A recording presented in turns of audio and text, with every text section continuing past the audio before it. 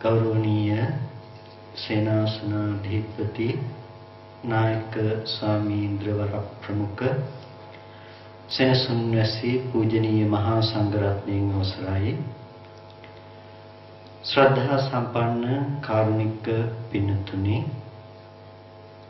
වර්ෂයක් පාසා වර්ෂ 22ක් මුළුල්ලෙහි ඒ සිද්ධ කරන උත්තරීතර කුසල ධර්ම සමුදායක තවත් එක් අවස්ථාවක් අද දවසේදීත් මේ හැම දිනම සම්බන්ධ වෙන්නේ බුද්ධ ශාසනයක් කියලා කියන්නේ මේ ලෝකේ පරම දුර්ලභ දෙයක්. ඒක ලේසියෙන් ලබන්න පුළුවන් කමක් නැත්තේ. මොකද බුදුරජාණන් වහන්සේ නම මේ ලෝකෙට පහළ වෙනවා කියන එක ලේසියෙන් සිද්ධ නොවෙන්නේ ඒක ඕන කෙනෙකුට කරන්න පුළුවන් දෙයක් නොවන නිසා. ලාමක වීරයකින් ලාමක ශ්‍රද්ධාවකින් සම්මා සම්බුද්ධත්වය ලබන්න පුළුවන් කමක් නැත්තේ. සඳහන් වෙන්නේ කෙනෙක් උදැල්ලක් පැසක් අරගෙන මම මේ මහ පොළව නොපොළවක් කරනවා කියලා මේ පස් ඔක්කොම කොට අනිත් පැත්ත පෙරලන්න හැදුවොත් මේ පොළව එයා කොච්චර කාලයක් හරි මේ පොළව පෙරලන්න පුළුවන් වෙයි. හැබැයි මම සම්මා සම්බුද්ධත්වයේ සඳහා පෙරම්දම් පුරනවා කියලා පාරමිතා පුරනවා කියලා ගියොත් එයාට ඒක ලේසි වෙන්නේ නැහැ කියලා. ඒ මේ භවයෙන් වැහිලා යනවා. භවයෙන් වැහිලා යනවා කියලා කිව්වේ එකපාර කරන ප්‍රාර්ථනාවක් අපිට ඊළඟ දවස වෙනකොටවත් හරියට මතක නැහැනේ. නමුත් සම්මා සම්බුද්ධත්වයේ පතන බෝධිසත්වයන් වහන්සේ නමක් මනෝ ප්‍රනිධාන වශයෙන්ම කොච්චරනම් කාලයක් ඒක ප්‍රාර්ථනා කරගෙන පෙරම්දම් පුරනවාද. එනිසා මේ ලේසි කාරණයක් නෙමෙයි. ඒක බොහොම අසීරු දෙයක්. ඒ අසීරුතාවයේ නිසාම තමයි සම්මා සම්බුදුරජාණන් වහන්සේලා වැනි උත්තමයන් වහන්සේලා මේ ලෝකේ පරම දුර්ලභ. ඒ බුදුරජාණන් වහන්සේ නමක් ලෝකේ පහළ වෙලා අපිට බොහොම වටිනා ධර්මයක් දේශනා කරනවා. ඒ ධර්මය අපිට දෙලොව සැනසෙල්ල පිණිස පවතින ධර්මයක්. දෙලොව සැනසෙල්ල පිණිස පවතිනවා කියලා කිව්වේ මෙලොවත් පරලොවත් ඒ වගේම මේ දෙකෙන්ම මිදෙන්නත් හේතු වෙන වටිනා ධර්මයක්. මේ හැමදේම අපිට ලැබිලා තියෙන්නේ මේ කුසල පූර්ණ ජීවිතයක් ගත කරන්න අපිට මඟ පෙන්වලා තියෙන්නේ ඒ බුද්ධ ධර්මයේ තුල. ඒ නිසා කුසල ධර්මයන් අපි කාගේ ජීවිතවලට යහපත පිණිස සැනසෙල්ල පිණිසම පවතින දෙයක්. ඒ වගේම මේ බුද්ධ ශාසනය කියලා කියන්නේ බුදුරජාණන් වහන්සේගේ පණිවිඩය කියන එක. ශාසනය කියන්නේ සසුන අස්න. එතකොට මේ පණිවිඩය බුදුරජාණන් වහන්සේ නමකගෙන් අපිට ලැබෙන උත්තරීතර පණිවිඩයක් තියෙනවා. උපාද සූත්‍රයේදී දැක්වෙන්නේ බුදුරජාණන් වහන්සේ නමක් මේ ලෝකේ ඉපදුනත් නැතත් ලෝකේ ධර්මතාවයක් තියෙනවා. ඒ ධර්මතාවය තමයි හටගත් දේ ඉතුරු නැතුව නිරුද්ධ වෙලා යන ධර්මතාවය. අනිත්‍ය ධර්මතාවය මේ ලෝකේ සදාතනික ධර්මයක්. ඒ අනිත්‍ය ධර්මතාවයේ ලෝකෙට නොපෙනෙන නිසා බුදුරජාණන් වහන්සේ නමක් ස්වයංභූ ඥාණයෙන් අවබෝධ කරගෙන ඒක ලෝකෙට දේශනා කරනවා. ඒ දේශනා කරන උතුම් පණිවිඩය අපිට ශ්‍රාවකයන් විදිහට අහලා අවබෝධ කරගෙන සසර දුක කෙලවර කරගන්න පුළුවන්කම තියෙනවා. ඒක තමයි බුද්ධ ශාසනයකින් ලබා ගන්නට පුළුවන් අග්‍රතම ඵලය බවට පත් වෙන්නේ. මේ වගේ ශාසන මේ වගේ ධර්මයන් ලෝකේ ඇත්තේ නැහැ. ලෝකේ ඕනතරම් සමේ දර්ශන තියෙනවා. ආගම් ගොඩක් තියෙනවා. ඒ හැම ආගමකම ලබන අග්‍රතම ඵලය පිළිබඳව බැලුවොත් මරණින් මත්තේ ලැබෙන සුගතිය, මරණින් මත්තේ ලැබෙන විමුක්තියක් ගැන කතා කරනවා. නමුත් බුදුරජාණන් වහන්සේගේ ශාසනයේ අපේ බුද්ධ ශාසනයේ විතරයි අග්‍රතම ඵලය මේ ජීවත් වෙනකොටම ලබන්න පුළුවන් දෙයක් වෙන්නේ. අපි කෙනෙක් මරුණට පස්සේ නිවන් සැප ලැබේවා කියලා ගැහුවට මැරිලා නිවන් දකින්න පුළුවන් කවුරුත් ඇත්තේ නැහැ. නිවන් දකින්න පුළුවන් ජීවත් වෙන කෙනෙකු විසින් පමණක්මයි. ඒ නිසා අපිට බුද්ධ ශාසනයකින් අපි ලබාගත යුතු වෙන්නේ ඒ අග්‍රතම ඵලය ලබා ගන්න එක. ඒක හැබැයි අපිට විශිෂ්ට නුවණක් ඕනේ, සියුම් දැක්මක් අපිට අවශ්‍ය වෙනවා. ඒ බුද්ධ දර්ශනය බුදුරජාණන් වහන්සේ පෙන්වපු ප්‍රතිපදාව දේශනා කරන්න, අවබෝධ කරගන්නට. ඒ ලෝකයා යන්නේ අනුසෝතගාමී ප්‍රතිපදාවක් තුළ. අනුසෝතගාමී කියලා කියන්නේ අනුව යනවා. පහළට ගලන ගඟක ඕනම දෙයක් පහළට ගහගෙන යනවා. පීනන කෙනෙකුට පල්ලෙහා අතට පීනන එක අපහසු දෙයක් නෙමෙයි, පහසු දෙයක්. ඒ පහළට ගලන ගඟේ පහළට පීනනවා වගේ තමයි මේ අනුසෝතගාමී ප්‍රතිපදාව කියලා දැක්වෙන්නේ. ලෝකයේ අනුසෝතගාමී ප්‍රතිපදාවකයි ගමන් කරන්නේ. ඔක්කොම එකම දිශානතියකට නැමිලා. අපි කවුරුත් අපේ ජීවිත දිහා හැරිලා බැලුවොත් විවිධ තරාතිරම් වල විවිධ මට්ටම් වල ජීවත් වුණාට අපි කවුරුත් බලාපොරොත්තු වෙන්නේ මොකද්ද? දුක කියන දේ අයින් කරන්න, සැප කියන දේ ජීවිතේට ලක් කරගන්න. ඒ සැප සහ දුක ගෙනෙන දේ අපි දකින්නේ කොහේ තියෙන දෙයක් හැටියටද? භෞතික ලෝකයේ තුල ඉඳලා ලැබෙන දුක, සතුටක්. ඒ නිසා ලෝකෙ තුලින් එන දුක අයින් කරලා සැප අපි හොයන්නට ඕනේ. ඕක තමයි අපේ තියෙන අනුසෝතගාමී බව. නමුත් භාග්‍යවතුන් වහන්සේ, බුදු පියාණන් වහන්සේ අපිට පැහැදිලි කළා පටිසෝතගාමී ප්‍රතිපත්තිය. පටිසෝතගාමී කියලා කියන්නේ මේ පහළට ගලන ගඟක උඩු අතට පිහිනනවා වගේ බොහොම අපහසු දෙයක්. පහළට ගලන ගඟක උඩු අතට පිහිනන්න දුර්වලයෙකුට පුළුවන් කමක් නැත්තේ. ඒකට බොහොම ශක්තියක් ඕනේ. ඒ වගේ මේ ධර්මයේ තුල ගමන් කරන්න පුළුවන් හොඳ ශක්තිවන්තයෙකුට විතරයි. ඒ ශක්තිය කියලා කිව්වේ කායික ශක්තිය නෙමෙයි. ප්‍රඥා ශක්තිය, ඥාන ශක්තිය. ඥාන ශක්තියෙන් විතරයි කෙනෙකුට ධර්මයේ තුල ගමන් කරන්නට පුළුවන්. ඒ ඥානය, ප්‍රඥාව නැතුව බෑ. ඒ නිසාම භාග්‍යවතුන් වහන්සේ පැහැදිලි කරනවා පඤ්ඤාවන්තස්සායන් ධම්මෝ නායන් ධම්මෝ දුප්පඤ්ඤාස.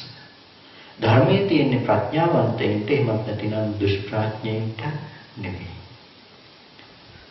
එහෙනම් මේ ධර්ම උතුම් නුවණැත්තන්ට තියෙන ධර්මයක්. නුවණැත්තු ප්‍රඥයෝ කියලා කියනකොට මේකෙන් මේ කියන්නේ හොඳට ඉගෙන ගත්ත අය නෙමෙයි. හොඳට ඉගෙන ගත්ත කියන එක මත නෙමෙයි මේ ශාසනයේ ප්‍රඥ සහ දුෂ්ප්‍රඥ බව තීරණය කරන්නේ. අකුරක්වත් ඉගෙන ගත්තේ නැති කෙනෙක් වුණත් ප්‍රඥෙක් වෙන්න පුළුවන්කම තියෙනවා. ප්‍රඥ දුෂ්ප්‍රඥ බව තීරණය කරන්නේ පෙනෙන දෙයට ඔබෙන් පවත්තන නුවණකට සාධාරණව. ලෝකෙ තුල අපි දකින නුවණැතිකමත් එක්තරා මෝඩකමක්.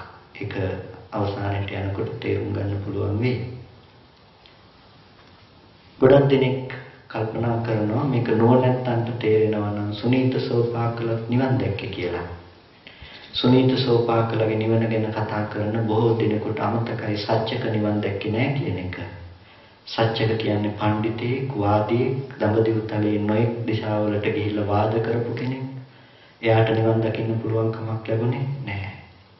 හැබැයි අධ්‍යාපනයක් නොලබපු සුනීත සෝපාකල නිවන් දැක්කා. ඒ නිසා තමයි ඒක නාමකින් කියලා අහනකොට සබ්බේ සත්තා ආහාර ඨිතිකා කියලා උත්තර දුන්නා. එක කියන්නේ මොකක්ද කියලා අහනකොට මේ මුළු තුන් ලෝකයේ පිළිබඳවම තනි වචනයෙන් කියනවා නම් කියන්නට පුළුවන් මුළු සියලුම සත්‍යය ප්‍රත්‍යයෙන් යැපෙනවා, ආහාරයෙන් යැපෙනවා කියලා. එතකොට මේ මුළු තුන් ලෝකෙම එකතු කරලා උත්තරේ දුන්නේ. දෙක කියන්නේ මොකක්ද කියනකොට නාම රූප ධර්ම කියලා උත්තර දුන්නේ. අපෙන් කවුරු හරි අහුවොත් එක කියන්නේ මොකක්ද කියලා? එක කියන්නේ දෙක නෙමෙයි, එක කියන්නේ එක කියයි. ඒකට අපි ප්‍රඥාව වැඩුණු තැන සහ එතන ප්‍රඥා ඉන්ද්‍රිය වැඩුණු බව ගැන කල්පනා කරලා බලන්න. එතකොට ඒකට වයස අදාළ වුණේ නැහැ. අධ්‍යාපනය අදාළ වුණේ නැහැ.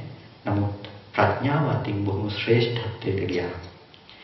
ඒ නිසා මේ ශාසනයේ ප්‍රඥාව කියලා කියන්නේ සාමාන්‍ය ලෝකෙට නොපෙනෙන ඇත්ත යථාර්ථය අවබෝධ කරගන්න පුළුවන් ඇත්තක්.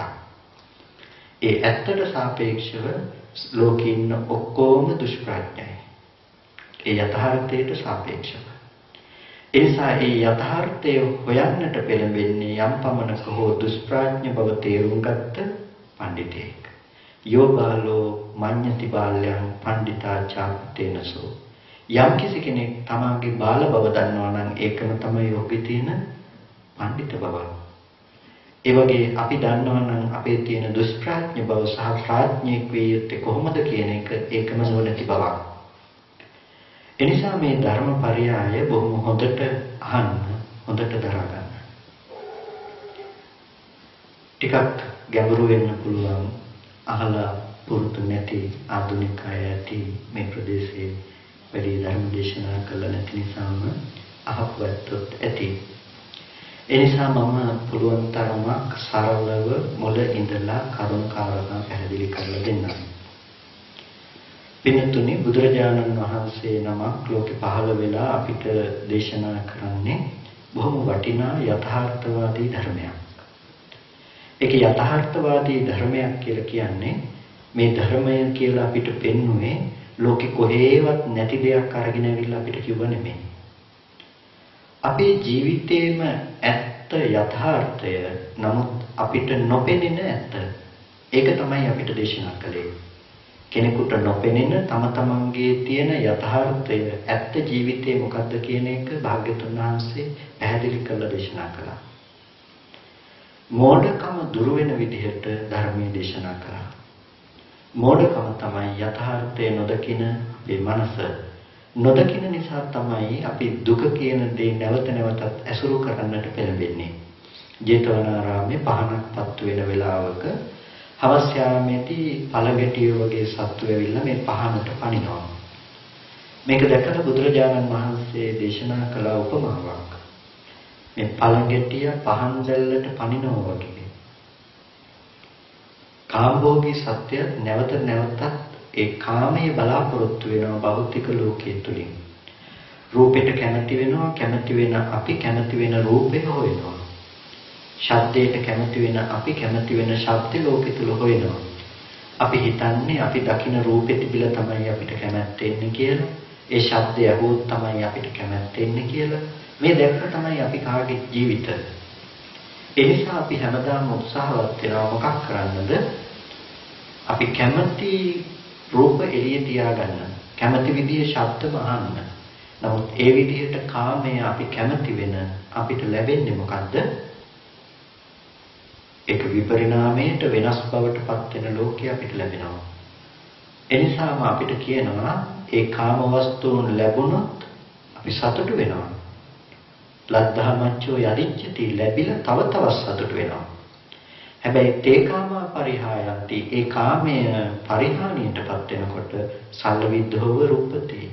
ඊතලයකින් පහර කාපු කෙනෙක් වගේ අපි අඬනවා, වැළපෙනවා.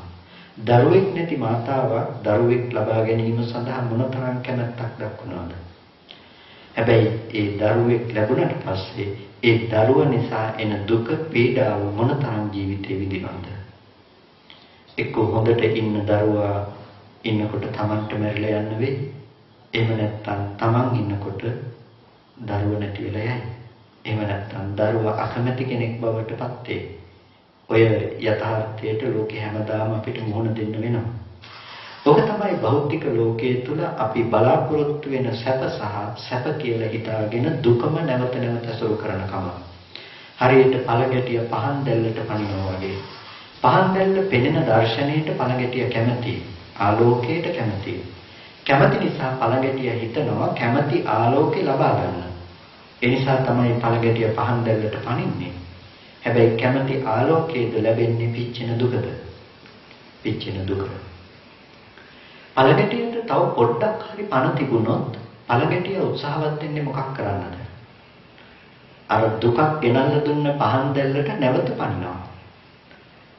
ඒ පළගැටිය දන්නේ නැහැ මම කැමති පහන් දැල්ලම තමයි මට දුක ගෙනාවේ කියලා. ඒ නිසා ලෝක ජීවත් වෙන අපිට එක පැත්තකින් එක දුකක් ඇති වෙනකොට අපි ඒ දුක නැති කරගන්න කියලා තව දුකක් ගන්නවා. ඒක දුකක් වෙනවා. ආයෙත් ඒ දුක නැති කරගන්න තව දුකක් ගන්නවා. ඕකට තමයි අපි ජීවත් වෙනවා කියලා කියන්නේ. හැමදාම ප්‍රශ්නයක් ඔළුවේ තියාගෙන ඒ ප්‍රශ්නෙට විසඳුමක් අපි හොයනවා. හැමදාම උදේ නැගිටින්නෙම එදා දවසේ කරන්නට තියෙන විසඳන්නට තියෙන ප්‍රශ්න පත්‍රයක් අතේ තියාගෙන. හවස් වෙනකොට විසඳ ගන්න හම්බුනොත් සතුට වෙනවා, විසඳ ගන්න බැරි වුණොත් දුක සහිතව නැවත ඉදිරියට තියෙනවා. අපි ජීවත් වෙනවා කියලා කියන්නේ ඔන්න ඔය ප්‍රශ්න වලට උත්තර සපයන එකට. ඒ නිසා බුදු පියාණන් වහන්සේ දැක්ක මේක ඒ තරම් ප්‍රඥාවන්ත වැඩක් නෙමෙයි. මේ සත්‍යයන්ට මේ නිවීම නෑ. ඇයි ඇවිලුණු දේ ඇතුලේ නිවීම කියන දේ කවදාවත් හොයන්න පුළුවන් කමක් නැත්තේ. ඒ නිසා නිවීම කියන දේ ලබන්නට නම් ඊට වඩා විශිෂ්ට ශ්‍රේෂ්ඨ ඥාන දර්ශනයක් ඕන වෙනවා. නුවණ. ඒ නුවණ තමයි අපිට බුදු පියාණන් වහන්සේ ප්‍රතිපදාවක් විදිහට අනුගමනය කරන්නට අවශ්‍ය මාර්ගයක් විදිහට පෙන්වලා දුන්නේ. ඒ නුවණ අපි තුල ඇති කරගත යුත්තේ කොහොමද කියන එක. ඒ නිසා අපිට කිව්වා ඉස්සෙල්ලාම අපි ජීවත් වෙන මෝඩකම පිළිබඳව තේරුම් ගන්න. අපි ජීවත් වෙන මෝඩකම අපේ මනස පිළිබඳව හොඳට තේරුම් ගන්න. අපි හොයන්නට යන තැනයි අපිට වැරදුණු තැන. අපේ මෝඩකම නිසායි අපිට වැරදුනේ. මම ගොඩක් වෙලාවට මතක් කරන උදාහරණයක් තියෙනවා. මොකක්ද අපේ තියෙන මෝඩකම? රත්තරන් විදින මනස වගේ. රත්තරන් විදින මනස, රත්තරන් වල සැප අපිට දැනෙන්නේ කොහෙටද? ඇඟට දැනෙනවද? හිතට දැනෙනවද? හිතට දැනෙනවා. මෙච්චර වටින රත්තරන් මාලයක්. එතකොට ඒකේ වටිනකම අපිට ඇඟට දැනෙන්නේ නැහැ, ඒක දැනෙන්නේ හිතට. අපි බොහොම වටිනා මාලයක් දාගෙන සතුටින් පාරේ යනවා. පාරායිනේ යන මිනිස්සේ පාරායිනේ වැටිලා තියෙන වැල් කෑල්ලක් අරගෙන කරේ දා ගන්නවා. අපි මේ මිනිස්සයාට කියනවා පිස්සෙක් කියලා. ඒ කිසිම වටිනකමක් නැති අර වැල් කෑල්ල අරගෙන කරේ දාගත්තා. පින්නතුනේ අපි කිව්වට එයාට පිස්සෙක් කියලා, එයා ඉන්න මනසයි අපි ඉන්න මනසයි දෙකම එක සමානයි. පුංචි වෙනසක් තියෙනවා. එයා ලෝක සම්මතයට එකඟ නැහැ. අපි ලෝක සම්මතයට එකඟයි. එච්චරයි වෙනස. නැතිනම් එයා ඒක දාගත්තේ වටින නිසා නෙමෙයිද? ඒක මාලයක් හැටියට එයා කරේ දාගත්තේ ඒක එයාට වටින නිසා, ඒක එයාට ඕනේ. අපි මාලේ දාගත්තේ අපිට වටින නිසා. ඒක අපිට ඕනේ. එතකොට දැන් මේක වටිනකම තීරණය කළේ මොකක් මතද? වටිනාකම දකින්න කෙනෙකුගේ මනස මත. ඒ මනස අපි දෙන්නගේ මේකයි. හැබැයි ලෝකයක් සම්මතයි රත්තරන් මාලේ වටිනවා කියලා, අරක සම්මත නැහැ. එච්චරයි වෙනස උනේ. හෙට වෙනකොට මුළු ලෝකේ ඉන්න ඔක්කොම වැල් කෑලි කරේ දා ගන්න අය වෙලා අපි විතරක් මාලේ දාගත්තොත් බය වෙන්න එපා, අපි පිස්සෙක් වෙනවා. ඒ නිසා මේක වටිනකම තියෙන්නේ අපි හිතාගෙන ඉන්න භෞතික වස්තුව පැත්ත කියලා. ඒ නිසා වටිනකම් සහිත ලෝකේ අපි හැමදාම හොයනවා. ඇයි ඒ දේ වටිනවා? 5000 නෝට්ටුවක් බොහොම වටිනවා. වටින නිසා අපි 5000 කොලේ හොයනවා, ලබා ගන්න කැමැත්ත තියෙනවා. ඇත්තටම වටින්නේ 5000 කොලේද කියලා බැලුවොත් කඩදාසි කොලයකට වටිනකමක් තියෙනවද? කඩදාසි කොලයකට වටිනකමක් නැහැ. හැබැයි අපිට 5000 කොලේ වටින දෙයක් වෙලා. ඔය කොලේ ඇතුලේ තිබුණා නම් වටිනකම හෙට වෙනකොට රජයෙන් කිව්වොත් සියලුම 5000 කොල අවලංගුයි කියලා තවදුරටත් වටියි දුක. තවදුරටත් වටින්නේ නැහැ. ඔය කොලේ ඇතුලේ තිබුණා නම් වටිනකම කාටත් පුළුවන් දෝක අයින් කරන්න. කෙනෙකුට ඕන වෙනකොට අයින් කරන්නයි, කෙනෙකුට ඕන වෙනකොට දාන්නයි. ඇතුලේ වටිනකම තිබුණා නම් කාටවත් බෑ ඒක කරන්න. එහෙනම් මේකේ වටිනකම තිබුණේ කොලේ ඇතුලේ නෙමෙයි. ඒක වටිනවා කියලා දකින කෙනෙකුගේ මානසික පැත්තේ. මානසික පැත්තෙන් Taman හඳුනන වටිනකම කොලේ තියනවා කියලා හිතනකොට අපිට වටිනා කොලයක් හම්බෙලා තියෙනවා. ප්‍රශ්නේ තියෙන්නේ ওই වටිනා කොලේ රැක ගන්න තමයි අපි උත්සාහවත් වෙන්නේ. අපි ආශ කරන්නේ ඒකට. අපි දන්නේ නැහැ වටිනකම Taman ළඟ කියලා. කොලේට කිසිම වටිනකමක් තිබුණේ නැහැ කියලා. වටිනකමක් නැති බව දැක්කනම් අපි ඕකට ආශ කරන්නේ නැහැ. එනිසා මෙන්න මේ වගේ මෝඩ මනසක් කියලා අපි කිව්වේ වටිනකමක් නැති දෙයක වටිනකමක් විඳින අපේ මනසට. බුදුරජාණන් වහන්සේ අපිට දේශනා කළේ අන්නේ වටිනකමක් නැතුව වටිනකම විඳින මනස පිළිබඳව අවබෝධ කරගන්නට අවශ්‍ය ක්‍රමයක්. ඒකට තමයි අපිට පෙන්වුවේ ආර්ය අෂ්ටාංගික මාර්ගය කියලා. ආර්ය අෂ්ටාංගික මාර්ගයේ ශ්‍රේෂ්ඨතම ප්‍රතිපදාව පළවෙනි මාර්ගයේ සම්මා දිට්ඨිය යහපත් දැකීම කියන එක. යහපත් දැකීම කියනකොට කොටස් දෙකක් තියෙනවා. කම්මස්සගත සම්මාදිට්ඨිය, ලෝකෝත්තර සම්මාදිට්ඨිය. කර්මයෙන් කර්මඵලය අදහන නුවණ කම්මස්සගත සම්මාදිට්ඨිය. ඒක උපදි වේපක්ඛා මේ උපදි සහිත, පාක සහිත ධර්මයන් කුසලයේ අකුසලයේ හඳුනනකම. ඊට පස්සේ ලෝකෝත්තර සම්මාදිට්ඨිය. මෙන්න මේ විදිහට අපිට ප්‍රතිපදාව පිළිබඳව හඳුනගෙන ප්‍රතිපදාව වඩනකොට අපි තුල ඇතිවිය යුතු ධර්මතා සමූහයක් තියෙනවා. අද කාලේදී ධර්මයේ පිළිබඳව සමාජය තුල නොයෙක් ප්‍රශ්න ගැටලු තියෙනවා. ප්‍රතිපදාව වඩනකොට වඩන ප්‍රතිපදාව පිළිබඳව යම් ප්‍රශ්න ගැටලු තියෙනවා. ඒ නිසා බොහෝ වටිනා සූත්‍රයක් තියෙනවා. මේ සූත්‍ර දේශනාවේදී භාග්‍යවතුන් වහන්සේ අපිට පැහැදිලි කරන්නේ මේ ධර්ම ප්‍රතිපදාව තුළ අපි හරියට යනවා නම් අපි කොහොමද තීරණය කරගන්නේ අපි වඩන ප්‍රතිපදාව නිවැරදි කියන එක. ඒ නිසා තමයි බුදු පියාණන් වහන්සේ දේශනා කරනවා යම් කෙනෙක් ආර්ය අෂ්ටාංගික මාර්ගයේ වඩනවා නම් ඔහු සාක්ෂාත් කළ යුතු ධර්මය සාක්ෂාත් කරනවා. ඒ වගේම පිරිසිඳ දැක්විය යුතු ධර්මයේ පිරිසිඳ දකිනවා, ප්‍රහාණය කළ යුතු ධර්මය ප්‍රහාණය කරනවා, වැඩි යුතු ධර්මයෙන් වඩනවා.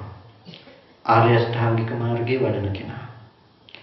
එතකොට ආර්ය අෂ්ටාංගික මාර්ගයේ වඩන කෙනා පළවෙනිම දේ පිරිසිඳ දැක්විය යුතු ධර්මයන් පිරිසිඳ දකිනවා.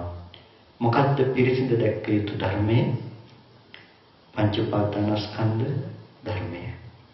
මේක තමයි පිරිසිඳ දැක්විය යුතු ධර්මය. පංච උපාදානස්කන්ධ ධර්මය. පංච උපාදානස්කන්ධය කියන්නේ රූප, වේදනා, සංඥා, සංඛාර, විඥාන. හරියටම කියනවා නම් ඒක නෙමෙයි රූප උපාදානස්කන්ධය, වේදනා උපාදානස්කන්ධය, සංඥා උපාදානස්කන්ධය, සංඛාර උපාදානස්කන්ධය, විඥාන උපාදානස්කන්ධය. රූපයක් තියෙනවා, රූපස්කන්ධයක් තියෙනවා. මේ දෙකක්. රූපය සහ රූප උපාදානස්කන්ධය. රූපය කියනකොට ප්‍රිය රූපේ, සාත රූපේ, රූපයි රූපස්කන්ධ නෙමෙයි.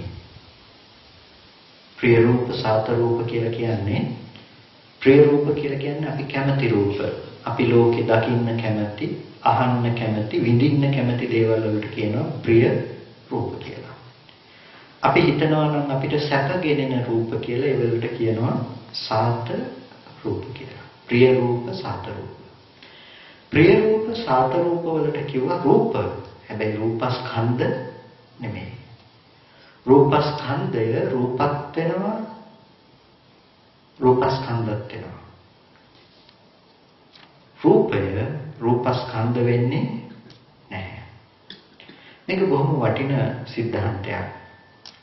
පටල ගන්න එපා. රූපය කියනකොට ඒක රූපස්කන්ධ වෙන්නේ නැහැ. ඒක රූපය. රූපස්කන්ධය කියනකොට රූපත් වෙනවා, රූපස්කන්ධ වෙනවා. මොකද්ද රූපස්කන්ධය? චත්තාරෝච මහා භූතා චතුර්ණංච මහා භූතානං උපාදාය රූපං. සතර මහා ධාතුව සතර මහා ධාතුව නිසා පවත්නා උපාදාය රූපයක්. මේකට කියනවා රූපස්කන්ධය කියලා. රූපස්කන්ධය කියලා කියනකොට මෙතන තියෙන ලක්ෂණයක් තියෙනවා. ඒ තමයි අනාත්ම ලක්ෂණය. අනාත්ම ලක්ෂණය. අනිත්‍ය, අනාත්ම, දුක්ඛ ලක්ෂණයක් තියෙනවා. රූප උපාදානස්කන්ධය කියනකොට සාසවා උපාදානීය ආශ්‍රව වලට හිත, ආශ්‍රව සහිත උපාදානයට හිත, උපාදාන සහිත මානසික මට්ටමකට ලැබෙන දෙයක්. එතකොට අපිට අද දවසේදී තේරුම් ගත යුතු දේ තමයි අන්නේ රූපයත්, රූපස්කන්ධයත් කියන මේ ධර්මයේ පිළිබඳව. රූපේ කියනකොට අපි ප්‍රිය රූප, සාත රූප කියලා කිව්වා. අපේ ජීවිතෙන් බැලුවොත් අපි සැප ගෙනෙන, අපි බලාපොරොත්තු වෙන රූපයට කියන්නේ රූප උපාදානස්කන්ධය. රූපයක්. අපි අම්මට බොහොම ආදරේ. අම්මට ආදරේ කියනකොට ඒ අම්මා කියන රූපයක්. රූප උපාදානස්කන්ධයක්. අපි කැමති, අපි බලාපොරොත්තු වෙන, අපි දැක්කහම අපිට සතුට එන ඒ අම්මා කියන රූපේ බාහිර තියෙන රූපයක්. ඒ නිසා අපි මේ රූපය අපිට ඕන විදිහට පවත්වන්නට, කැමති විදිහට තියාගන්නට අපි හැම වෙලාවකදීම උත්සාහවත් වෙනවා. ඔක තමයි අපේ තියෙන අද දවසේ මානසික ස්වභාවය, රූප උපාදානස්කන්ධය. බුදු පියාණන් වහන්සේ පැහැදිලි කළ රූපස්කන්ධය. රූපස්කන්ධයට අම්මවයිති නැහැ. එතන තියෙන්නේ සතර මහා ධාතු උපාදාය රූපයත් කියන අනාත්ම ලක්ෂණ ටික. එතකොට කෙනෙකුට අවබෝධ කරගන්න තියෙනවා දැන් අම්මා කියන ස්වභාවය පිළිබඳව, නැතිනම් රූප උපාදානස්කන්ධය පිළිබඳව එයාට අවබෝධ කරගන්න සිද්ධ වෙනවා. රූප උපාදානස්කන්ධය පිරිසිදු දැක්ක යුතුයි, අවබෝධ කරගත යුතුයි. ඒ කියන්නේ අද අපි විඳින අපේ මානසික මට්ටම පිළිබඳව අපි පිරිසිදු දැක්ක යුතුයි. පිරිසිදු දකින්න වෙන්නේ එතන යථාර්ථය අපිට බලන්නට වෙනවා. ඔබ අම්මා කියන රූපේ පිළිබඳව නුවණින් ඔබට මෙනෙහි කරලා බලන්නට වෙනවා. ඒ රූපේ දිහා බලනකොට ඔගොල්ලන්ට හිත තියන්නට වෙන්නේ රූපස්කන්ධයට. ඔගොල්ලන්ට බලන්න වෙයි එතන තියෙන පඨවි ධාතුව අම්මද? තදගතිය අම්මා නෙමෙයි. ආපෝ ධාතුව නෑ. තේජෝ ධාතුව, වායෝ ධාතුව මේකක්වත් අම්මා උනේ නෑ. එහෙනම් ඇහැට ආපු වර්ණ සටහන පාට ටික ඒ ටිකත් අම්මා නෙමෙයි. ඒ රූපයේ අම්මා කියන බව රූපෙට අයිති දෙයක් උනේ නෑ. ඒක රූපෙ තිබුණේ නැති දෙයක්. එතකොට ඒක රූපෙට අයිති නැති, රූපෙ නොතිබුණු දෙයක් නම් රූපස්කන්ධය ඇති තැනක අපි රූපය හදාගත්ත උපාදානස්කන්ධයක් සකස් කරගත්තා. බාහිර රූපය ඇවිල්ලා කිව්වේ නෑ මේ ඉන්නේ අම්මා කියලා. ඒ ඉන්න රූපේ අම්මම නම් ලෝකේ ඉන්න හැමෝටම මේ රූපේ දකින ඔක්කොටම හිතෙන්න එපා මේ අම්මා ඉන්නවා කියලා. නමුත් මට විතරක් ඒ රූපේ දකිනකොට අම්මව සිහිපත් වෙලා අනිත් අයට අම්මා සිහිපත් නොවෙන්නේ. ඒ නොවෙන්නේ ඒ රූපය අම්මා නොවුණු නිසා. ඒ රූපය අම්මා කරගන්න බව තිබුණේ කොහෙද? කෙනෙකුගේ සිතේ. ආශ්‍රව පැත්තෙන් අරමුණු කළේ. අම්මව අරමුණු කළේ ආශ්‍රව ටිකත් එක්ක ගිහිල්ලා. අම්මා බාහිර ඉන්නවා කියන මට්ටම තේරුම් ගත්තේ කෙනෙකුගේ හිතේ රැස් කරගත්ත දේවලුත් එක්ක. අපි දන්නේ පුංචි කාලේ ඉඳලා අපිව හදාගත්ත අපේ අම්මා. එතකොට අපි ඇසුරු කරලා පුරුදු අම්මව තමයි අපි දකින්නේ. ඒ අම්මා කියන ස්වභාවයේ රූපෙ තිබුණේ නැහැ. ඔය අම්මා වගේම කෙනෙක් හිටියොත් එළියේ. ඒ අම්මා කියලා කියන්නේ නැති වෙයිද? කියනවා. ඇයි? රූපය අම්මා වගේම පේන නිසා. එතකොට අපි කිව්වේ රූපය අම්මා නිසා නෙමෙයි. ඒක අම්මා වගේ අපිට පේන නිසා අපි දන්න අම්මා කියන ව්‍යවහාරය මේකට කළා. ඔකට මම මතක් කරන උදාහරණයක් තමයි අපි කිව්වොත් එහෙම ඔයගොල්ලන්ට පාන් ගේන්න කියලා ඔයගොල්ලෝ කවුරුත් ගිහිල්ලා පාන් අරගෙන එයි. පාන් ගේනකොට මෙතන ඉන්දියන් ජාතිකයෙක් හිටියොත් එයාත් ගිහිල්ලා අරගෙන එනවා. එයා බුලත් පිටක් අරගෙන එනවා. ඇයි? ඒගොල්ලෝගේ භාෂාවෙන් පාන් කියන්නේ බුලත් වලට. එතකොට පාන් කියන શબ્දය ඕගොල්ලෝගේ කන ළඟට යනකොට පාන් රාත්තලක් වෙලා එයාගේ කන ළඟට යනකොට බුලත් පිටක් වෙලා ගියාද? නෑ. શબ્දය එකම විදිහට ඇහුණා. ඇහුණ තැනදී දෙන්නම දැනගත්තේ දෙන්න දන්න ටික. එයා සිහිපත් කරගන්නවා එයා දන්න සීමාවේ එයා දන්න පාන්, අපි සිහිපත් කරගත්ත අපි දන්න පාන්. දෙන්නම දැනගත්තේ හැබැයි ඇහුණ වචනේ. ඔය ඇහුණ වචනේ පාන් කියන එක තිබුණා නම් දෙන්නටම වෙන්න ඕන එකක් නේ. ඔක තිබුණේ වචනේ නෙමෙයි. එහෙනම් ඒ වචනය ඇසුරු කරන කෙනාගේ මනස පැත්තේ තියෙන ටික දැනගත්තා. දැනගෙන අපි හිතුවා වචනෙන් තමයි මට පාන් කියන එක දැනගන්න පුළුවන්කම ලැබුණේ කියලා. අන්න එතන තමයි අපිට වරදින තැන. එළිය රූපය අපි ළඟට එන්නේ අනාත්ම ස්වභාවයකින්මයි. ඒ අනාත්ම ස්වභාවයක් පවතින රූපයේ ආත්ම සංඥාවකින් ඇසුරු කරන්නේ කවුද? අපි හිතනවා අර කලින් ඉඳලා ඉන්න එක දිගට ජීවත් වෙන අපේ අම්මමයි කියලා හිතනවා. එතකොට ඒක තමයි අපේ ආත්ම සංඥාව, ආත්ම ස්වභාවය, සංකල්පය. ආත්ම සංකල්පය අපි ඒකට පතිත කරලා ආත්මවත් වූ අම්මව හදා ගන්නවා. අපි පාරේ වාහනයක් යනකොට අපි කියනවා මේ වාහනේ යනවා මට පේනවා කියලා. ඇත්තටම වාහනේ යන එක පේනවද? අපි සම්මුත විදිහට බැලුවොත් යන එක අපිට පේනවා. නමුත් ඇත්තටම යන එක පේන්න පුළුවන් කමක් නැත්තේ නැහැ. මෙතන පෙනෙන රූපය තව තැනකින් පේනකොට අපි කියනවා මෙතන ඉඳලා මේ වස්තුව අතෙන්ට ගිහිල්ලා කියලා. ඒ නිසා ඒක තීරණය කරගත්තේ අපි ඔක වේගින් වෙනකොට වාහනේ වේගින් යනවා වෙලා ඔක හෙමින් වෙනකොට වාහනේ හෙමින් ගිහිල්ලා.